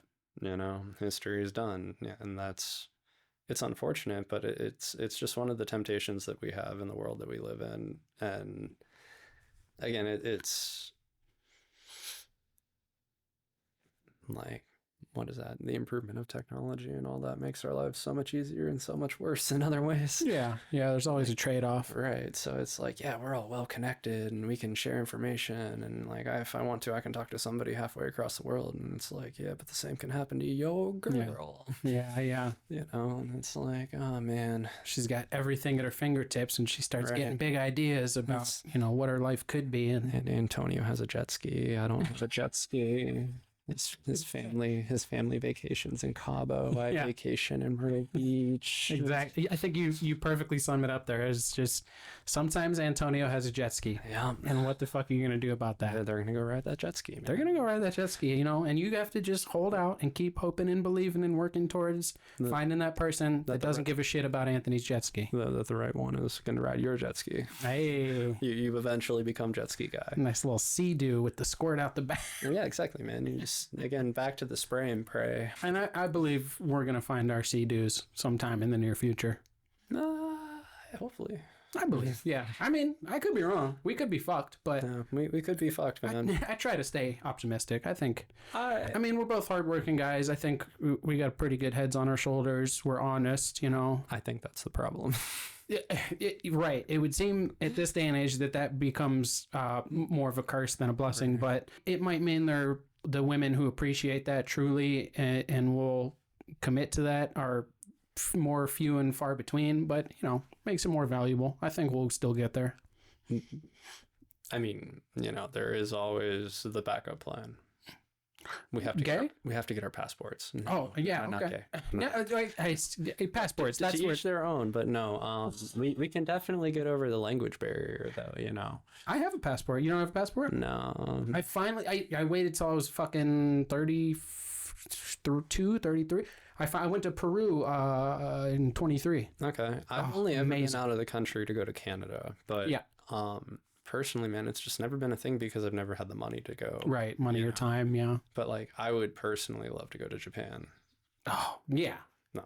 Yeah. It's like, I don't know if I'll come home, but like, it needs to happen one time in life. yeah. That's what on one of the earlier episodes, I think it was Jimmy that said, he's like, doesn't every white guy kind of want to go to Japan? I was like, I haven't met one yet that doesn't. Yeah, no, it is very much a thing. I don't know how many people want to bring back like a non-English speaking wife, but like I would totally be on board with that. Absolutely. You know, Absolutely. Just like, I mean, it would, I love to learn. So I think that would drive me to I don't want to think I learn can. enough that we can have basic communication, Right. but not enough that we can get into the nuances of why we're annoyed. So I'm technically an LD student, and I have what's known as a vowel deficiency. A vowel deficiency? That's what I got told. I don't know. I talked to a verbal expert about this last night, actually, because she has a master's degree in this, and she's like, I've never heard of this before. And I'm like, well, this is what I got told in high school. Yeah, a vowel deficiency. What does that mean? So it means that I read and pronounce vowels differently, right? Okay. So like here's a sub case. I'm in college. I take French. I'm studying for French in my dorm by myself, and like I'm reading the words. I think I'm pronouncing the words. I'm trying to, get my footing. I study all night, Justin, and I'm not a studier. I don't fucking study. I study all night, and I like go in the next day like, yeah, I'm gonna actually crush this. Like we're gonna do this. The first word that gets read off is completely different than how I sounded it out and said it, and I'm like, oh no. And then every other word after that we were supposed to learn is then said differently than how I've been pronouncing it or sounding it in my head or saying it. And like it gets to me and like I say the word and just everybody starts laughing. But is that an issue of you're different from other people, or is it the language barrier? I think it's probably more or less the way that I was taught as a child. Okay. Like instead of Louvre, were you saying Lauv or love or? In all honesty, I'm not even technically sure, because when I told the girl about the test that I took, basically what it was like an amalgamation of a bunch of vowels. And I feel like you nailed amalgamation. Yeah, but the teacher said that the way that it worked is that none of these words were real. Okay, but there was apparently a correct sound to make. Okay. Wait, so I don't know the logic of this. I'm literally repeating it verbatim. I don't know the logic. Let me but just he's like, yeah, none of these words are real, but you said them wrong. But there is a way that this is supposed to be correctly pronunciated, and like, go ahead and try to make this word what you think this word is supposed to be. And like, I butchered all of them. I feel like your teachers just gaslit the shit out of you.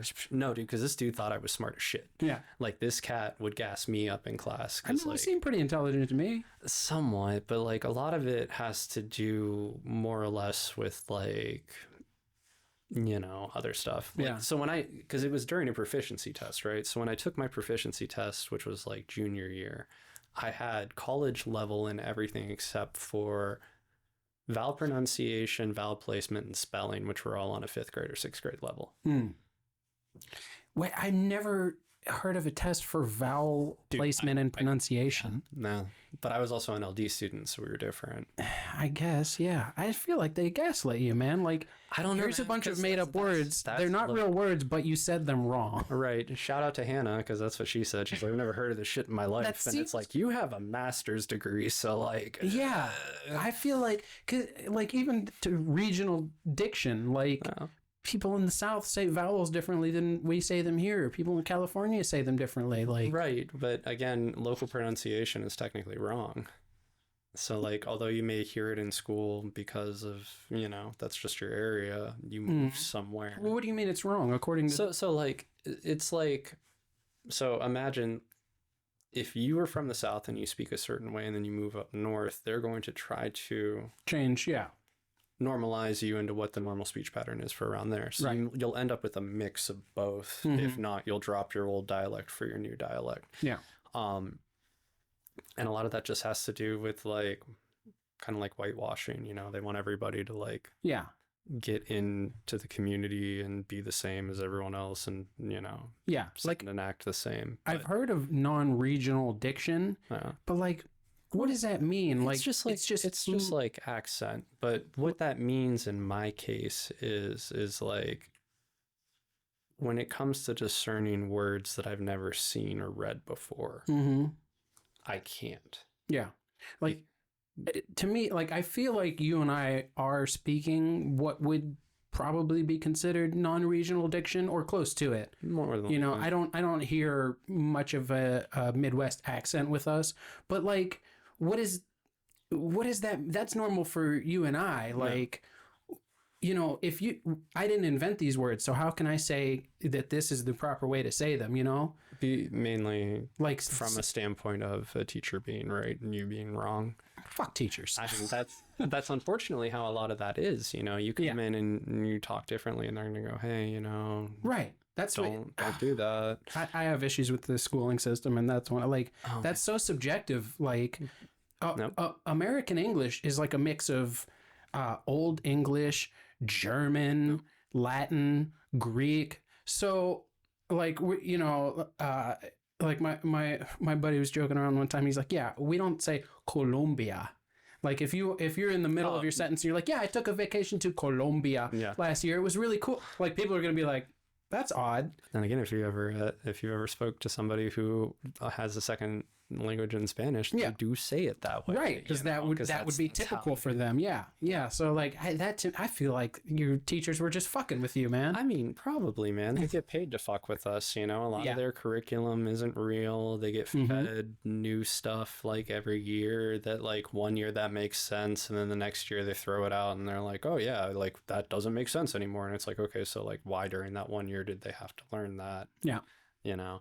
Like, I personally, when I was in school for math, I got caught up in algebra. Like, they kept changing the program. It was A, B, then 1, 2. And, like, if you didn't get through the program within the 2 years that you were supposed to get through it, you got sent back to the first one because neither of them counted.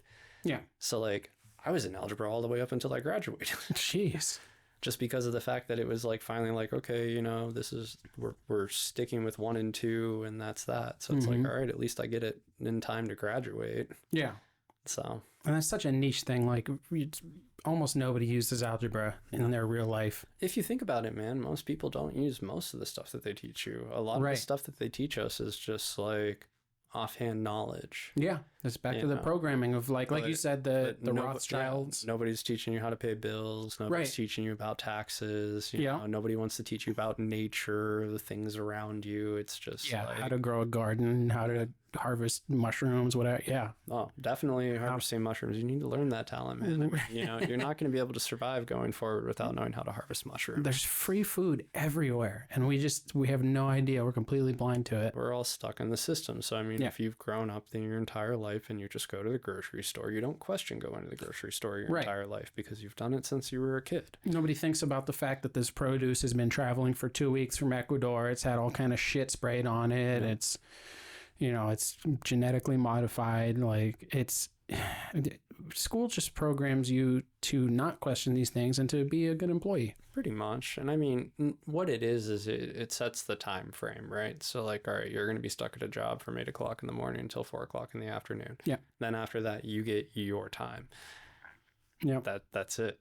That's that. You know, there's nothing beneficial about that lifestyle or the way that they teach, because if you look at universities and other studies, it's like kids have been more responsive to kind of like the college style course classes where it's like, okay, you know, I'm going to pick when I want to take them. Yeah. And then, you know, maybe it'll be like, I'll take one class and I take an hour break and then I'm going to take another class. Or Montessori. But like, I'm not getting off school until 5, you know.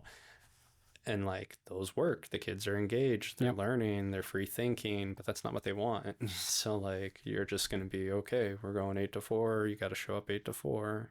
Yeah. Don't be too different. Don't ask too many questions. You're there to learn, but then if you ask a whole bunch of questions, your teacher's going to get annoyed. Oh yeah, dude. Or if you ever prove that you're smarter than them, oh my God. Oh yeah. I did that one time and that was it. Yeah. So again, I'm stuck in this algebra cycle. So like, I had taken 2 years of algebra prior. So for the first half of the year, we're learning the stuff that I don't know. And then for the second half of the year, we go into the stuff that I do know. So halfway through, I stopped doing my homework. And this lady confronts me. And she's like, oh, you know, you were such a good student. Why'd you stop doing your homework? And I'm like, oh, because I don't need to. I know this stuff. I'm going to pass the tests. I don't need to do my homework. well, I don't see how you can get a passing grade in my classroom unless you do the homework. Yeah.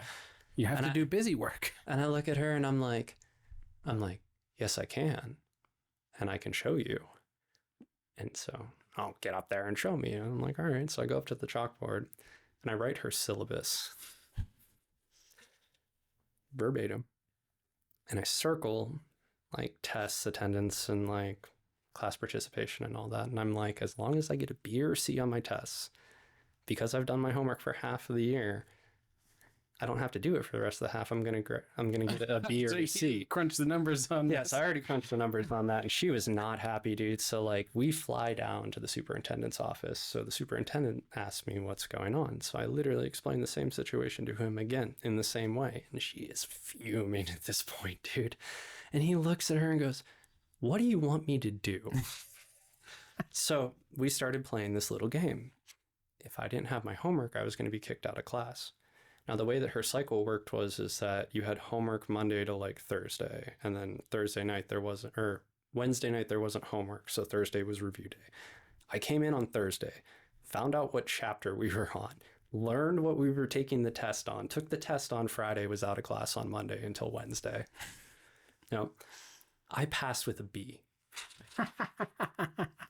She changed her whole syllabus the next year to make it so that homework was way more important because she was so pissed about it, dude. That's amazing. It was an amazing moment as a kid. Yeah. Because there are so many times where adults are like, "Oh, you're wrong because you're a kid." And Yeah. it's like, no, man, like that logic doesn't fit, you Yeah. know? You're like, I looked at what the prerequisites are. I am meeting all of those commitments, and you can fuck yourself. Yeah, and there was nothing she could do. And again, I mean, her way of failing me was to, okay, you're just not going to learn it. And it's like, but I already know it. So I just need to know where we are in the chapter. Yeah. And then I'm passing your tests. You're just programming me to do the same task every day. Yep. Just like a good employee. Well, no, it goes back to you not questioning the people who are in charge. Oh, yeah, that too, yeah. You know, I'm the adult, you're the kid, you do as I say. It doesn't matter what I say to do, you do as I say. Mm-hmm. Period. Yeah. Clock in, do the shit I tell you to do. Don't innovate. Yeah. Don't try and reinvent the wheel. No, just do it. Just, get it done. And unfortunately, man, I mean, especially my generation, you know, there were a lot more adults like that because we were a very questioning generation. You know, I mean, heck, even just in my case, like, there were a lot of times where I'm just like, hey, you know, that doesn't make sense, or that doesn't seem to add up, you know, and they're just like, yeah, well, you know, it doesn't matter. Yeah. And it's just like, do you just not want to answer my question? Or is it because your answer to the question is wrong and you know it's wrong, but like you're getting paid to teach this? So like, who the fuck cares? Yeah. You know, because at the end of the day, you get a salary and it doesn't matter if 2 + 2 is 5. And you're like, that doesn't work in the real world. Shut up, sit down, detention. No, they don't want you to know about the real world, man. I mean, so like that goes back to like what I wanted to talk to you about. I don't know. Are we taking a break anytime soon, or? We can. Okay. Well, I'll come back to it when we get back from the break, but there is something that I want to talk to you about as far as being like perceptive as a kid. Yeah. Let's take a little break. All right.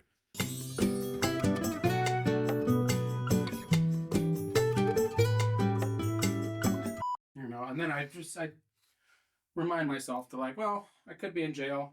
I could have fucking pancreatic cancer. I could be just dead. I could be in Somalia just getting fucking butt raped all the time. Like, Oh God, dude. could be worse. Could be a lot worse. Yeah. You know, for all the things that is fucked up about America, it's still the best place to live. You know, I wouldn't say best place to live. Top 10.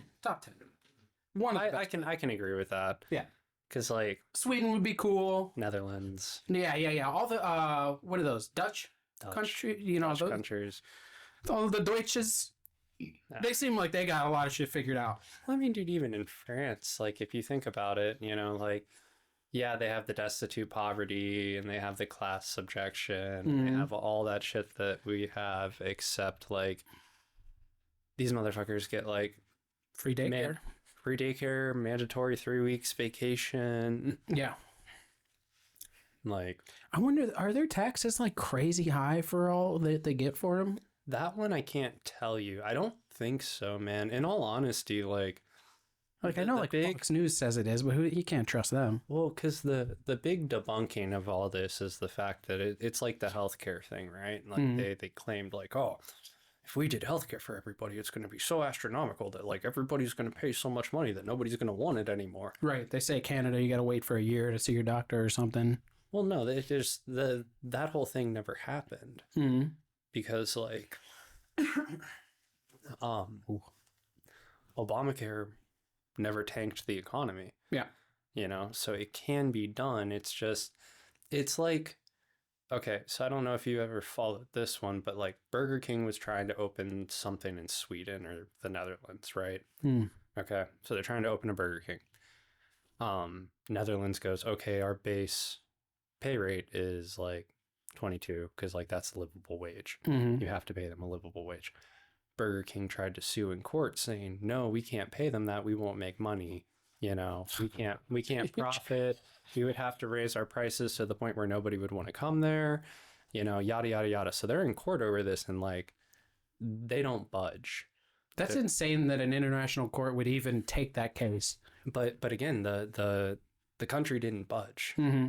So Burger King lost. Yep, as they should. That place still makes money. So it's a lie. They could do that everywhere throughout the United States and still make money. It's just they're not making hand rubbing, money grubbing noises. Exactly. Type of money, you know? Yep. Like I can't be DuckTales swimming through a freaking vault of coins as the peasants starve in the fields, you know? Yeah. And that's what I always say about the elites is that it's not I have enough is not something you're ever going to hear them say. No. Like the Arizona iced tea guy. No. And they interviewed him and he's like, I have enough. And I was like, that's the only CEO you're ever going to hear those words come out of his mouth is I have enough. Yep. They not only want more, they want us to not have it. Like the nobility of that, right? You already have this massive thing. It's like, it goes back to like the Napster thing, right? Because I was alive during the whole Napster boom. Yeah, yeah. And Metallica complaining, like Metallica of all especially the biggest metal band in the world. They were still one of the biggest names out there. Like you couldn't turn on the radio without hearing a Metallica song as you were flipping through. Like that's how big they were at the time, you know? And you have their drummer who, again, you're living in one of the most expensive places in the world.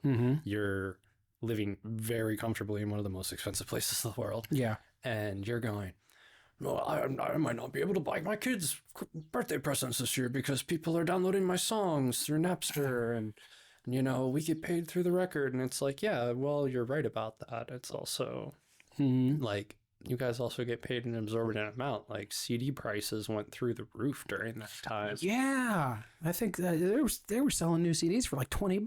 I want to say. Yeah. $20 a pop, bro. Like, you used to be able to go in and get like a record for like 25 cents. Yeah. You know, and so like the inflation on that is just insane. But again, it was because like a lot of those groups that they were pushing were blowing up, and it's like supply and demand. Yeah. You know, and it was a lot of the times when those tactics were employed where like, you know, oh, hey, we're only going to get 500 CDs shipped.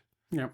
Not that we can't get 1,000 CDs shipped, but we want it to be limited. Yeah. So first week we got 500. Second week we're getting 1,500 to make up the surplus. But like during that first week, there's going to be pandemonium. Yeah, we're going to ship the same amount, but we're going to do it in waves to create a scarcity. Right, because then it's okay. You know, who wants to pay more for it? And like, and it wasn't necessary. That's how they made you justify the $20 is, oh, you know, I have to be the first to get it or I might not get it. You know, so you're not even thinking about, hey, I'm just spent $20 on 12 songs. Yeah.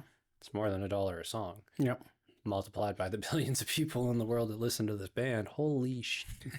You know, granted, like, I get it. The creators generally don't always see the best profits from their stuff. You know? It's generally the record company, but like still. In that case, the ones complaining were the most profitable artists. Well, I mean, again, it was still the artists and not the, but like it was also the record label. Yeah, like you knew where it was coming from. Right. And it wasn't, you know, Lars Ulrich being like, oh, I can't buy another gold-plated toilet this year. Right. You know, it's like, no, their label guy can't buy another yacht, so he's mad, so he's having the people that Right, have they're the face. influence, Yeah. In go which and talk they about it. right, in which they're one of the rare cases where their label pays them handsomely, like their deal actually worked out in their favor. So they're like, yeah, these guys in suits, they're okay. Right. But again, they also came in at a time where the industry was still pretty lenient, you know. I mean, that a lot of that stuff tightened down at the late 80s where they started being like, okay, it's more of like an exclusive thing rather than like them going out and finding talent. The talent has to come to you. Or you have to be, you know, inducted. Yeah, you really have to sell yourself. You know, do you you remember? I'm sure you probably did this at some point. You ever listen to the radio and wait for your favorite song to come on and put a cassette in the deck and like hit record at the right moment? No. I'll also never forget, man, there was a point in time where like there was one summer I'm out at the pool with some friends and like the one kid had an older brother. We're riding home with the family and like Jessica Simpson comes on, you know, and like nobody's probably ever really enjoyed that. Yeah. So his mom turns the channel and he goes, "No, Mom, what are you doing?" It's like, "I have to listen to that." And she's like, "Honey, you don't even like the music." He's like, "Yeah, but if I'm going to marry Jessica Simpson, I have to listen to all of her music every single time it comes on the radio." And I'm like, what? That doesn't make a lot of sense, man. Yeah. That's the great thing about being a kid is that like psychotic delusion is still cute. You know, Oh, dude, you have no idea. You're if I just said that right now, like, oh no, I've got to ingest all this media so that someday I can marry Jessica Simpson, people would be like, he's fucking crazy. Don't change the channel. I want to see how this goes. yeah, right. Like, this is why he has a podcast. We need to put a camera up in the room over there so we see him 24/7. It's not that funny, but this guy's absolutely batshit. Let's watch. We're gonna watch him degrade himself in the corner. Yeah. His demise is gonna be sweet. Oh man, and unfortunately, like that's just. It was something that like you thought back then, you know, because like if you were super into them, then you were super into them, and like you wanted everything about that person, and a lot of that was pushed on media and just the way we were brought up. You know, it's like if you're going in, you're going all in. Oh yeah, the boy band craze. Like I remember 7th, 8th grade, all the girls they were fighting with each other. Yeah, for which one was better. It's like you got girls that like NSYNC, and then you got girls that like Backstreet Boys, and then there's like that third group that liked O-Town that just didn't fucking ever show up to any of these things. You got that 198 Degrees girl. You have this like Spartan-esque war happening in a Giant Eagle parking lot because of the fact that like, you know, Casey decided to tell Stephanie that her boy band sucked, and like, you just watch it unfold. It's just, And we're over here sitting as guys like a years-long feud ensues. Well, I mean, dude, because again, like if you think about the diversity of it, like, you know, I mainly listened to rock as a kid because my dad listened to rock. And so like, that's just how it was. And like my friends, most of my friends' dads or parents listened to some form of rock. So then when the rap thing came around, all my friends were like, "Oh, rap. And it's like, yeah, I'm not digging it. Not a rap fan? So I started listening to rap when Wiz Khalifa dropped Kush and Orange Juice. Oh, okay. Because it was the first time that I had ever heard a song sampled over a video game track. Oh, okay. Has Never Been is from Chrono Trigger.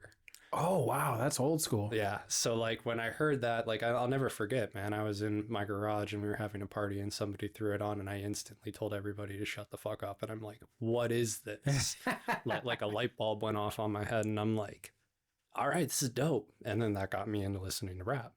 But like, if you think about it, man, like that was years later, you know? So like I'm off the schedule when it comes to the programming schedule because I didn't come in during like Diddy or when Jay-Z was first coming up or, you know, Lil Wayne. It's like I was at the end when like, you know, Drake is in the middle of his shit and like Nicki Minaj is coming up and all this. So like I partied to it in my 20s, but like I didn't listen to it in high school. Interesting.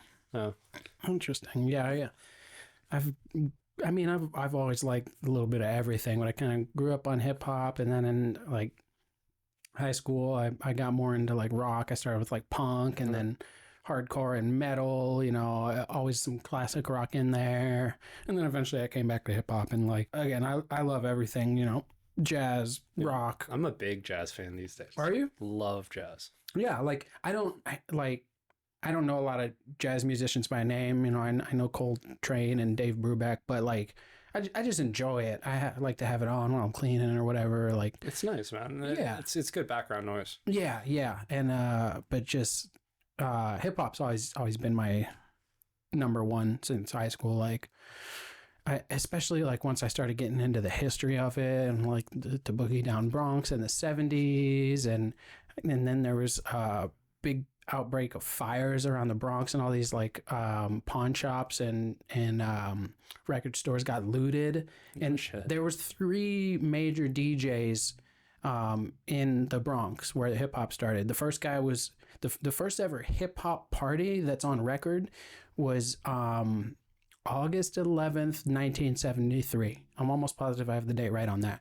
And it was on Sedgwick Avenue at a guy's house. He was son of Jamaican parents, and they would have parties at their little apartment in the projects. And his name was DJ Cool Herc. And so he started it, and then there was Grandmaster Flash and Africa Bambaataa, and they were the big three. And then after all these fires broke out, and a bunch of people stole a bunch of like turntables and shit, and then all of a sudden there was dozens of DJs. And the DJs were the star of the show because they were Cool Herc invented the thing of like having Like the Run DMC setup where you have like the turntables. The turntables of they would get to the breakdown in a song which has like the most drums and bass. It's the most danceable part, and they were like, "Oh, that's why the whole song should be that." So he'd play that, and then he would have the same record or another record that syncs up with it well. And once it gets to the end of this breakdown, he's switching it off, switching the speakers to this one, and it keeps the groove going so that everyone can just keep dancing. Right. And then Grandmaster Flash was like just a nerd who would go to his pawn shop and figure out all these electronics and wire them together, and he created the first turntable like with the switch. Yeah. Okay. Like it was a turntable you could switch, and and you would just flip a switch and it would switch to this one instead of manually having to turn this one off, turn this one on, turn this one on.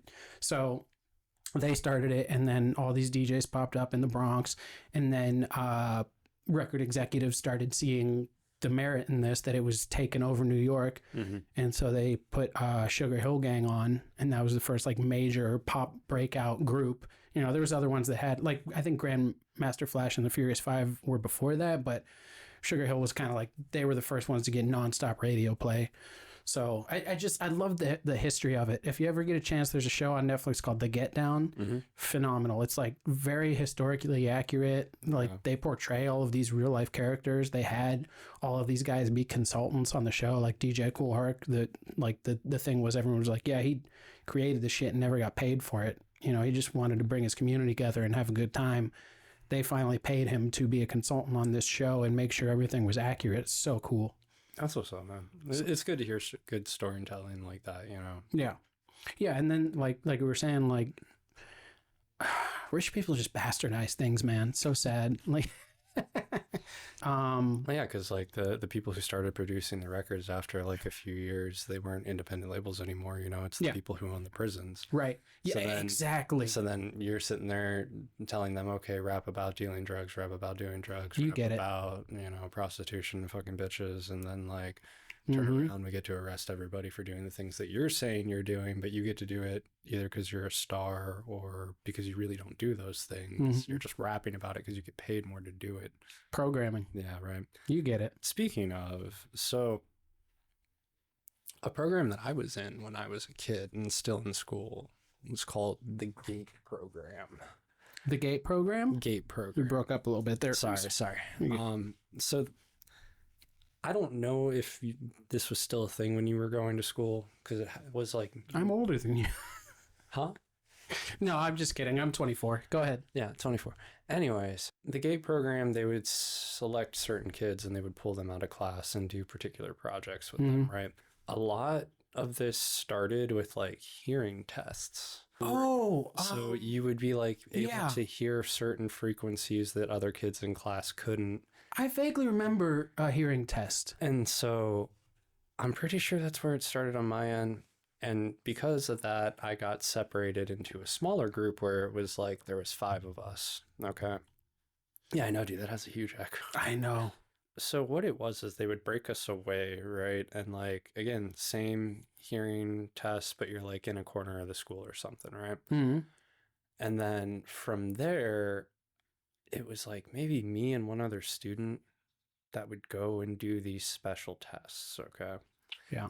And the one that I remember the most was really weird. And so they had a deck of cards, okay? And there was usually 2 to 3 guys in suits. And they would go, okay, he has the same deck. They put a card out. What's that card? And they have a folder in front of you, so you can't see it. They're asking you to. Wait, they're showing you the card, or they want you to guess? No. You have your own deck. Okay. So your cards match the cards that are behind the folder. Okay. But right at the start of it, level 1, they have the folder. Hmm. They go, okay, pick which card he put out of the deck. So then you would do that. And then depending on how good you would do, you would move up to another level. And a lot of it, because I mean, that's psychic testing, bro. Yeah, it sounds like it. Like 100% Montauk shit. So anyways, I made it to level 2, which was the guy wasn't in the room anymore. He was in the room next to us. Oh. And they would be like, okay, the other guy that you met, because they would introduce themselves by name before you would take the test. You would drink this like pink drink. And I shit you not, bro. Before every test, because so they split them up into 3 different tests. There was like the hearing test, there was the card tests. Yeah. And then I'll get to this in a minute, but there ended up being like a weird computer test. Okay.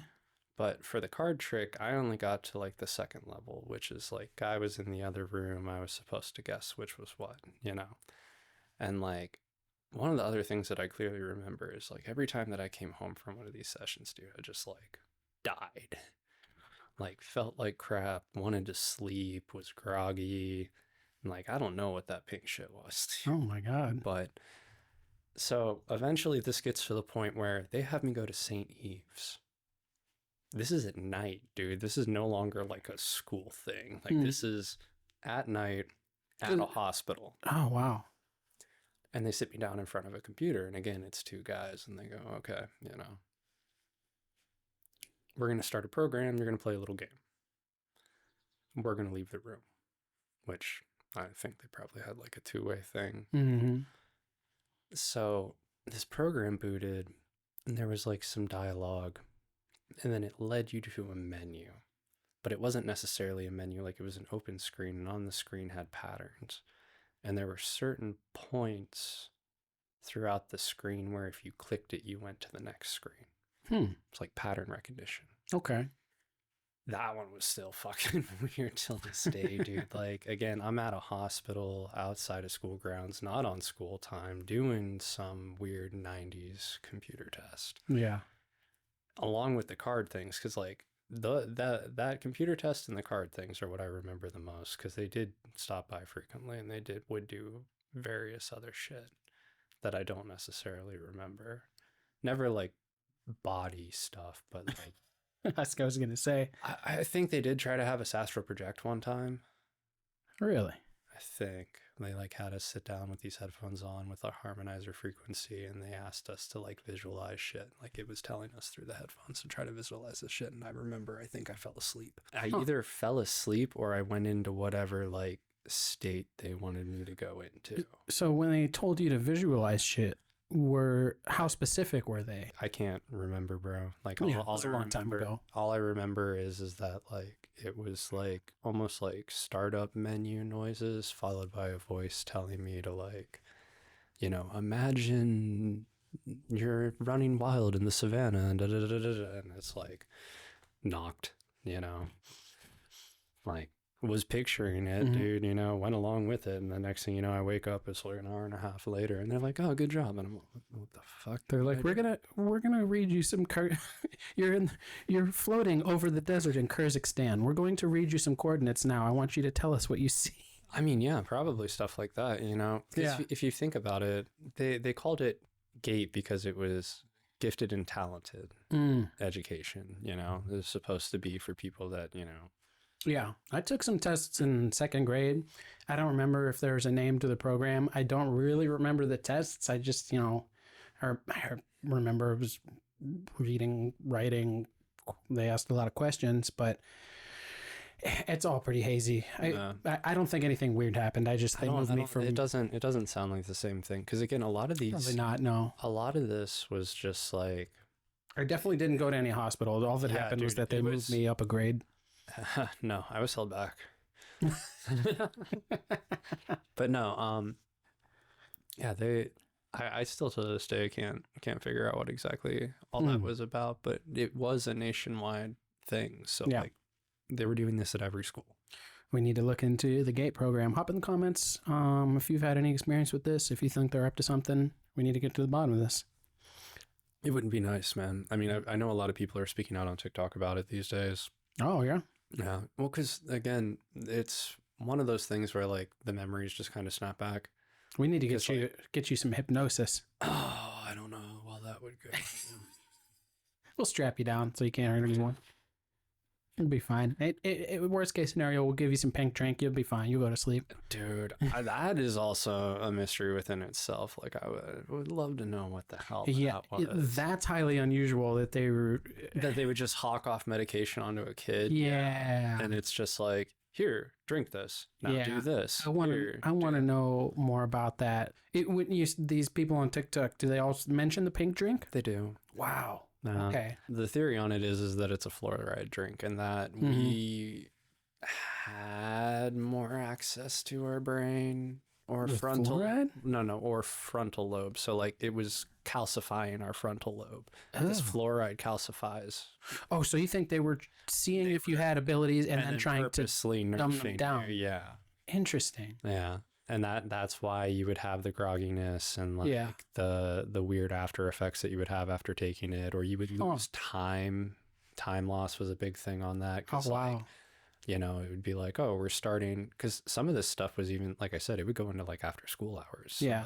So it's almost like the opposite of the Montauk Project or Project Stargate. Like, you would think if you did have these enhanced abilities, they would want to cultivate that and then bring you into the fold, like use you. Again, I think it would depend on the level of abilities that you have. I suppose, they would want top tier people. So like if you have these abilities, they're testing to see how far you go. So like if the card thing that I made to level 2 has like 5 levels to it and I just don't know about it, then whoever made it to level 5 is probably the person that they cultivated on that, I see. Yeah. You're not at the level that they want to be an asset, but you might be at a level to be a problem. Yeah. Liability. So like, we're going to take care of this. Cut that shit real. Yeah. That's crazy. Because like, so that goes into, have you ever had any prophetic dreams? I don't, nothing that I can specifically recall. I've had like feelings that like when I was a kid of like, hey, I haven't seen this relative in a long time. It would be really cool if they visit. And then like an hour later they show up. Yeah. That happened to me a lot as a kid. So I've had 2. One that was assisted by like, the good stuff. And then another one where I was a child. You had some totally legal substances ingested. Yeah, no, this is there were some things. But so for the one when I was a kid, I had just met the new girlfriend of my dad, and she lived out in Wyndham. And for those who don't know, that's a pretty country area in our area. So like you're out in the boonies. Okay. So we go out and meet her. I meet her kids. We all watch movies together. We're going home. And we get to a train track and the sign is going, but there's nothing. So we sit there, and I think the total time was probably about like 10 or 15 minutes, according to my dad. But during that time, I fall asleep. And when I fall asleep, I wake up and I'm in a cloud.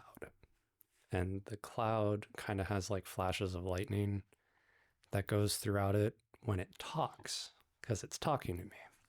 Ooh. And it's telling me that the lady that I just met is going to take everything that my dad owns. She's going to leave him in one of the hardest situations of his life. You need to tell him to get away from her now. Shit you not, man. Clear as day. Like, voice, in a weird space. So I wake up and I tell my dad, like verbatim what I got told. And he goes, yeah, you just don't want your mom replaced. Like, I get it. You got to get comfortable with me dating, yada, yada, yada. So we skip forward like 2 years. They're engaged. They're living in Newton Falls together.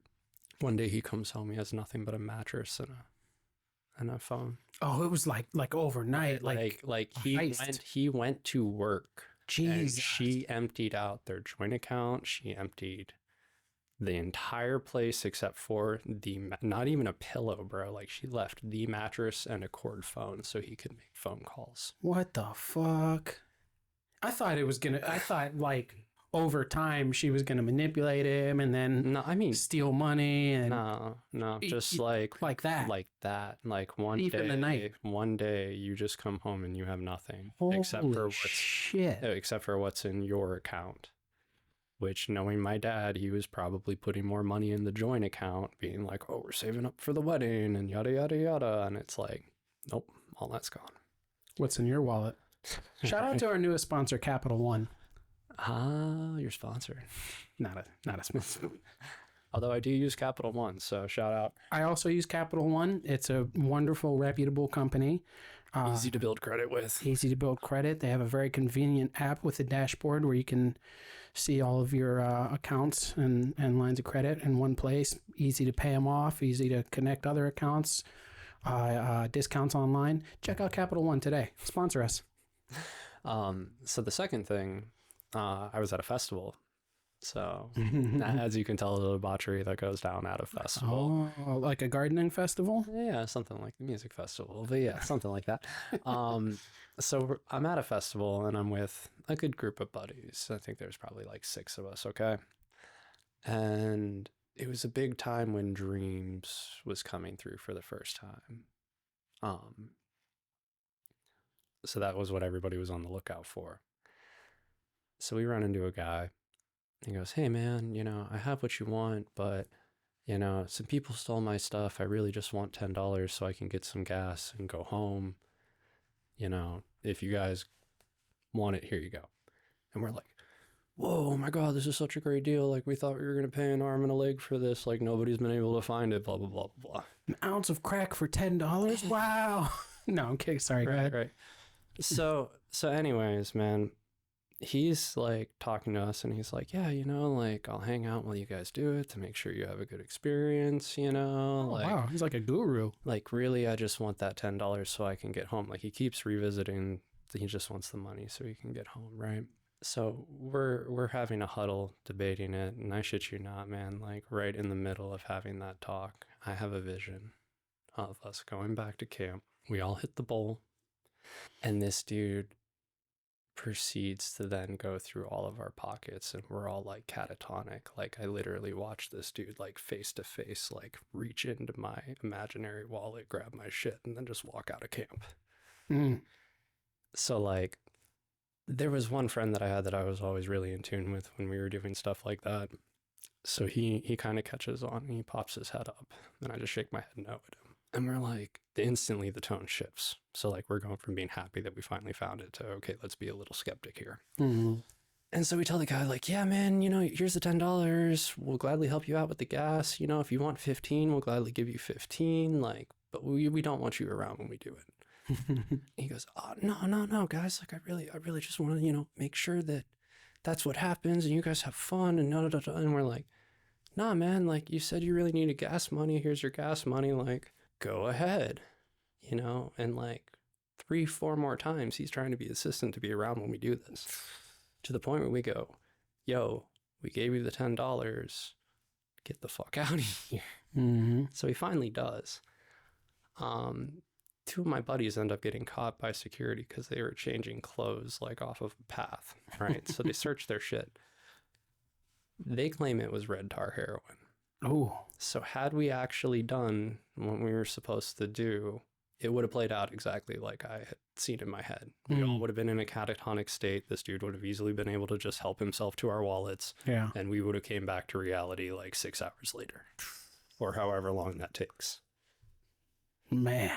Right. But like, again, dude, plain as day, as if like I lived it during the time that I saw it. And I'm just like, Don't do drugs, kids.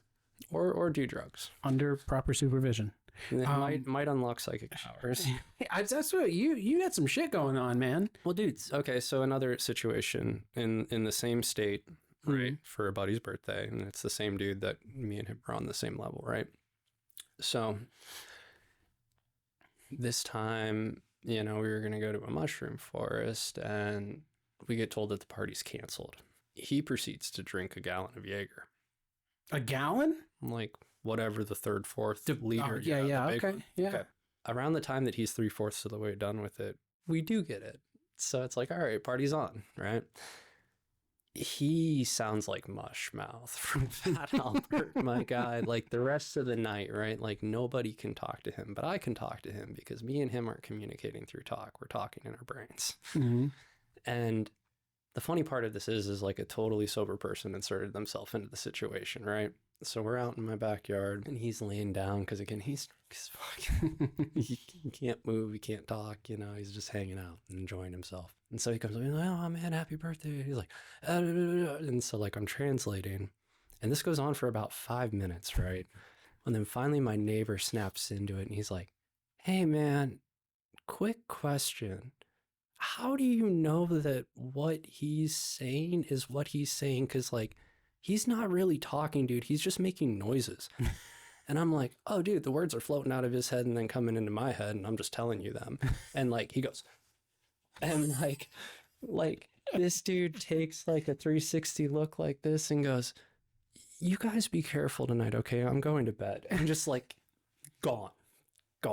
It's like, I can't comprehend what I've just seen. I need to go to sleep. No, like, and I can understand as somebody who wasn't on that type of level to hear that shit and be like, yeah, I need to go to bed. Yeah, that's crazy. He's like, you just peeled back the curtain on reality and I don't like it. No, like, oh, we can do that. It doesn't make me feel comfortable. Yeah, I love the fact that the dude is...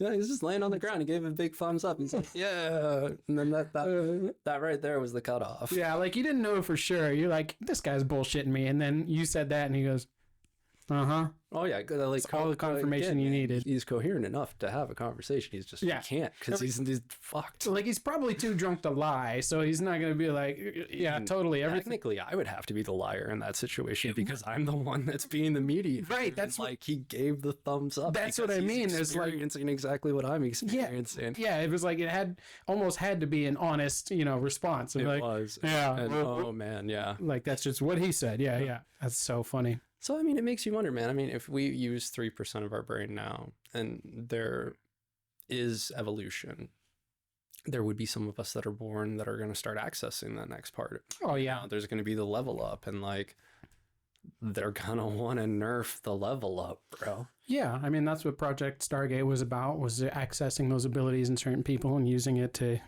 get otherwise unattainable knowledge.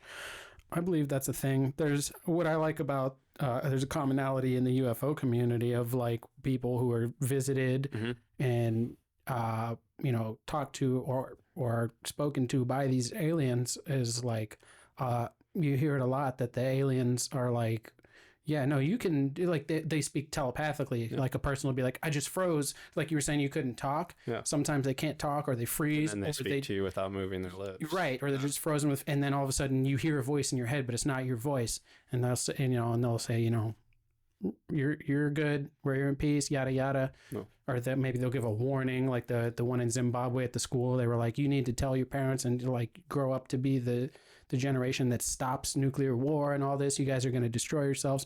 But the common theme is that they speak telepathically. And a lot of times they'll say, oh, you guys can do this too. You've just forgotten. Yeah. Like that's because you got to think about it, man. I mean, there was ways that we were communicating before language was ever created. And if you follow even just how it's written in the Bible, like the Tower of Babel incident is when language came about. Before that, we all spoke the same. And how did we all speak the same? We spoke telepathically. Really? Is that what it says in that story of the Tower of Babel? It doesn't say anything about it speaking. Doesn't explicitly say telepathy, but what it says is that all of man was able to understand all of man until God when we built the Tower of Babel, they were so angry about it that they created language, because then we could never come together to try to Wow. create something like that again. Okay. I'm not up on my biblical knowledge. I either didn't know or didn't remember that part about that's why he created language, was to divide us, keep Yep. the information compartmentalized. That's interesting to think about. No, so I mean, think about it before it was created, because it's the same Yeah. thing with drawing, right? Like, drawing wasn't a thing until we no longer could communicate with each other through just thinking it. It Mhm. was, okay, now I have to explain something. Mm-hmm. So we had to go to other measures. So we went to writing, we went to drawing, we went to the written form. And then eventually from the written form came language. Yeah. Because it was like, how do you explain what's on the paper? And it's like, you got to point, Yeah. verbalize, point, verbalize. And Yeah. eventually that just got picked up. Yeah, that's interesting. It was like I'm sure most people conventionally would believe that language is part of the evolution of the brain and our species. But what if it's a setback? It's a setback. Yeah. It's a nerf, bro. That's interesting to think about, huh? Yeah. Well, because I mean, think about it, man. Like, there are people.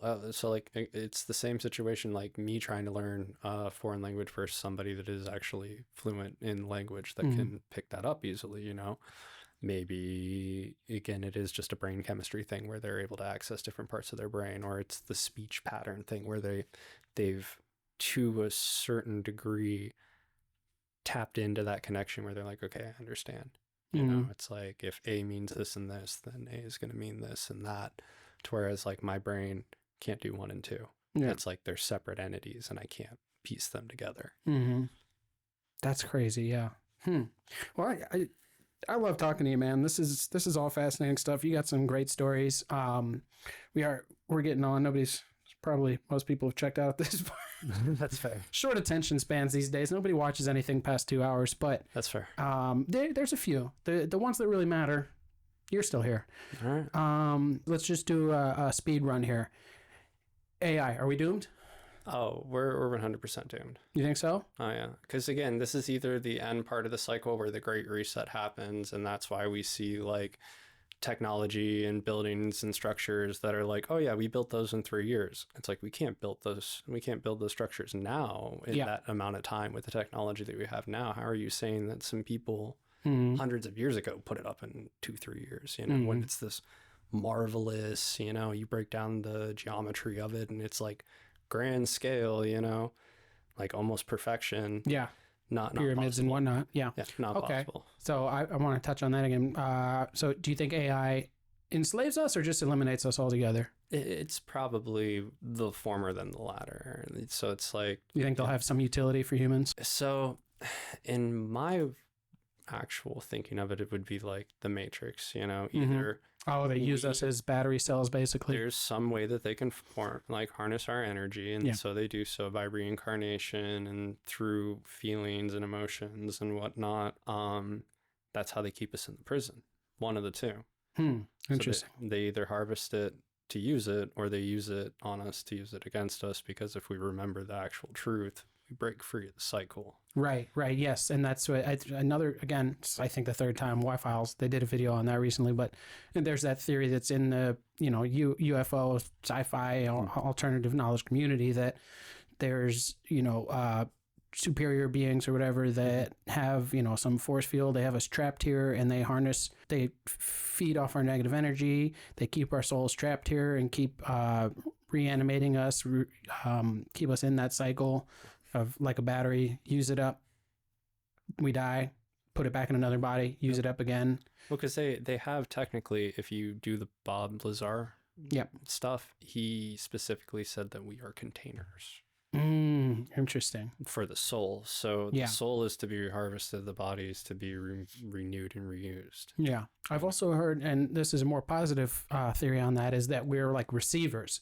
That there's now experiments that are seeming to show that consciousness exists outside of our brains, that we're just like antennas that pick it up and kind of translate it. Yeah, yeah, Plug it in. yeah. So that's a interesting thing. I'd be cool with that. Yeah. Body dies, you just go back into the ether. And we circle around again. Yeah, that's what I like to believe is that it's we go back to God, universe, whatever the next level is. We get isekai'd. Yeah, I don't know that reference. Anime. Yeah. Okay. Basically, we're gonna come back as the MC of another world, and supposedly, hopefully, they have elf girls. I like that. I'm gonna go with that. That's my new religion is elf girls. MC. Church of Elf Girls. Going back to the pyramids and stuff. You think there was ancient civilizations that were more advanced than us? So it's not necessarily a question of were there ones more advanced than us. The question is with the recycle, is this always where we make it, right? Mm-hmm. Because technically, again, you go back, some of these structures are built better than we can build them today, right? Right. So if that's the case, then they were probably more technologically advanced. Yeah. But then they reached some point, right? Mm-hmm. Whether it was just the creation of AI, they stumbled upon AI and then they doomed themselves because of it. Yeah. Or, there is just a great reset button where it's like it's a specific amount of time. Right. There's a bottleneck to our evolution. Have you ever watched Gurren Lagann? No, I haven't. Okay. That you might want to watch that one because there is a certain thing like that where it's like a timer runs out and then that's when shit goes down. Oh, okay. So it's like there's a ceiling to how it's like there's an event that causes the timer to start and then it's a predestined timer, and then when that timer runs out, that's when Yeah, so humanity will never get past a certain point of evolution. So no, the question of it is how far does humanity get before they hit that event? Yeah. Because, if they're smart about it, maybe can they we make an avoid exit it. plan? Yeah. If maybe they're like our leaders now, maybe they're pushing us towards it. Oh, yeah. You know? So like they want that event to happen. They want the reset to happen. So like they're trying to hit that button. Whereas maybe in another timeline or in another world or alternate universe or however you want to put it, a civilization made it farther because they didn't prioritize that or they didn't get corrupted until later on, and then that happened. And there was one more. Oh, you brought up anime. Let's. What's your Mount Rushmore of anime? Oh man, dude, that's a hard one. In all honesty, I would probably have to put Slayers at the top just because it introduced me. It's like an old school 90s fantasy RPG that blends like action and comedy. Oh, I like that. Gurren Lagann is definitely another good one if you haven't checked it out. It's like mech, but it also deals with like post-apocalyptic themes. I love that. So that'll be a good one for you to watch. And then Steins Gate. Okay. You need to watch Steins Gate. Yeah, we were talking about that earlier. Kind of incorporates some of the things we were talking about of Project Stargate, portals. Yep. The reworking of time and all that. Yeah. CERN, the particle collider. And hopefully, if you have me back, we'll be able to talk more about that. Oh, absolutely, absolutely. This has been a blast. Yeah, you're friend of the show. You got an open invite. You can come back anytime. Oh, man, make it happen. Mine would be, I would say, Yu Yu Hakusho. Oh, okay, that's always good. Oh yeah, that was one of the first ones I saw on Adult Swim when that started when I was a kid. And I've seen the whole thing multiple times. Oh, so just the character development, the romance, the overcoming adversity, love it. Yep. Yeah, Dragon Ball Z is a classic. I would probably go with Super, though. I've come to love Super even more than Z or the original. I never watched. It's because I feel like it blends the comedy and just coziness of Dragon Ball with the action and high stakes of Dragon Ball Z, but without the filler. I think I would put Dragon Ball Super on there, and then I'd probably go. What is it called? Seven Deadly Sins. Okay. Which they're building a whole universe. There's a sequel to that called The Four Knights of the Apocalypse. Seven Deadly Sins. Really good world building and it's medieval themed. And yeah, I watched up to season 2, I think. Yeah, it's really good. The angels versus the demons and the gray area of morality and all that. Love that. Yep. And then I've been really liking Dan to Dan. That's a newer one. They've only had 2 seasons, so I'll call that honorable mention, and I'll put Death Note in there. Okay. Yeah, Death Note was just phenomenal. Movie, dog shit. Yeah. Anime, fantastic. Well, what can you do? I mean, there's only so many live actions that do well. It's rare. The only thing they got right was Willem Dafoe playing Ryuk. Yeah, that was great. That was great. They should just remake it. I know they made a Japanese version. I haven't seen that. Basically the same thing. It should always have Willem Dafoe, but they should do a better job. Yeah. Yeah. So There we go. All right. And on a fun note, there's only one thing left to do. It's the only consistent segment on the show. Oh, fuck. I got to clean these. Okay. So. This is going to be terrible. So the prompt today is a secret government program that has no discernible benefit. Why are they doing it? Can't figure it out. Doesn't seem to help anyone, not even them. And that's what we got for today on Just Drawing. Let's get into it.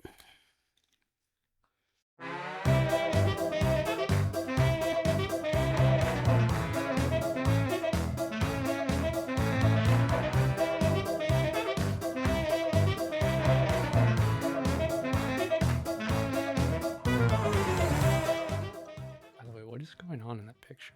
Oh, that's Oprah. Never mind. I think I can figure out what's going on in that picture now. Oh no, that's...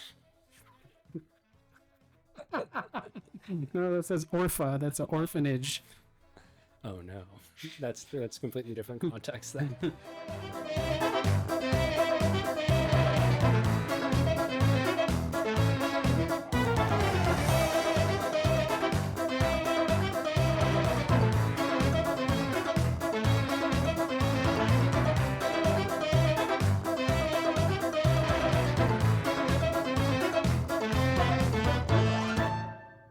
That looks like a masterpiece. It's something. Compared to mine. It's something. Okay. All right. So the theme was military projects that don't make sense. Yeah. No. Military, government. All right. So mine would be Project Wife Swap, and this is specifically for anyone located in Thailand. It is a military-funded project where you get to choose the gender of your spouse and then can turn your ladyboy into one of two, if you so choose. That's amazing. Hold it up for this camera. Oh, you guys fucking... Oh, my God. What, Operation... Wife Swap? Project Wife Swap. Project Wife Swap. If you wake up in the morning, you just happen to be out one night off base, and then you end up marrying a ladyboy, and it's like, you got to choose the gender. You gotta, and then you. So are you swapping with someone else, or they're just like kidnapping? I'm saying they're swapping preferred gender parts. So like, if you wake up and you're like, oh man, I really want a boy, they make them a boy. If you wake up and you're like, I really wanted a girl, but they make them a girl. Do you have to like submit a request, or they just have to be in Thailand? Okay. The only beneficiary in Thailand. Okay, so there's like agents posted up off-site bases, of course. There's like this is more of a common and prevalent problem. So there'll be like an agent posted up, and you're like, oh man, I hope it's a girl that I'm with. And they go in there, they're like, it's not a girl, change that. No. You're thinking about it differently. It's like when you wake up and it's like, oh, hi, honey. And you're like, oh, no. So then, like, it's paid for by the government. You can just be like, remove the penis. Oh, okay. Interesting. Or the other way around. Be like, remove the tits. No, okay. So if you fuck up and you're like, oh, shit, that's not what I paid for by the taxpayers. That's not what I thought I was going to bed with. And then you wake up in the morning and they have a program for that. No, there's a program for that. Not completely useless to the people that end up in that situation, but I mean, come on now, that's not necessarily something useful to spend our taxpayer money on. Program Wife Swap. Program Wife Swap. That's fantastic. And as you can see, I'm an artiste. It's simple, it's straight to the point. I love it. It's terrible. I am not an artist. Right, what do you got for us? I love it. Why do they do that? What does the government get out of this? Nothing. No one will ever know. No scandals. Okay. And in that spirit, what I've got here is I think the name is Operation Dairy Diligence. And what it is the government pays people to go around and collect any unfinished cheese that has been thrown away. For reuse. Maybe. We're not going to talk about that. That's classified. But all the cheese. So If your cheese got, even if it's moldy, you know, if you... Are you in a limestone cave in Wisconsin or something? Yeah. That's where it all comes from. So they're in a landfill right there. Yeah, and there's cheese on the ground. I can see it. Yep. But that's just one branch, you know. They could be very well be getting it from a cave. If you throw cheese away, they're coming to get it. They're coming to get it. Why? Nobody knows. Nobody knows. It's The guy at the top might know. Yeah. Might. Step 1, steal underpants. Step 2, question mark. Step 3, profit. Yep.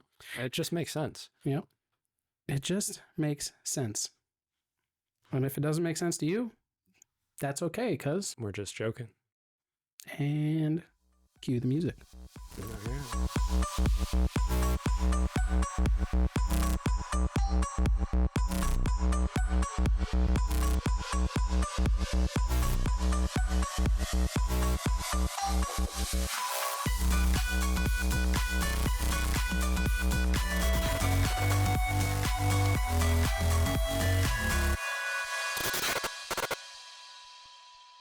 Yeah, there's a decent amount of rub and tugs in the area.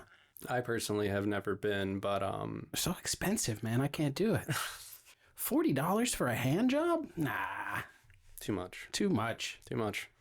Blowy? Not a bad deal. Handy? No, come on. I'm not paying more than... I mean, what am I, fucking 7th grade? I'm not paying more than $10 for a hand job.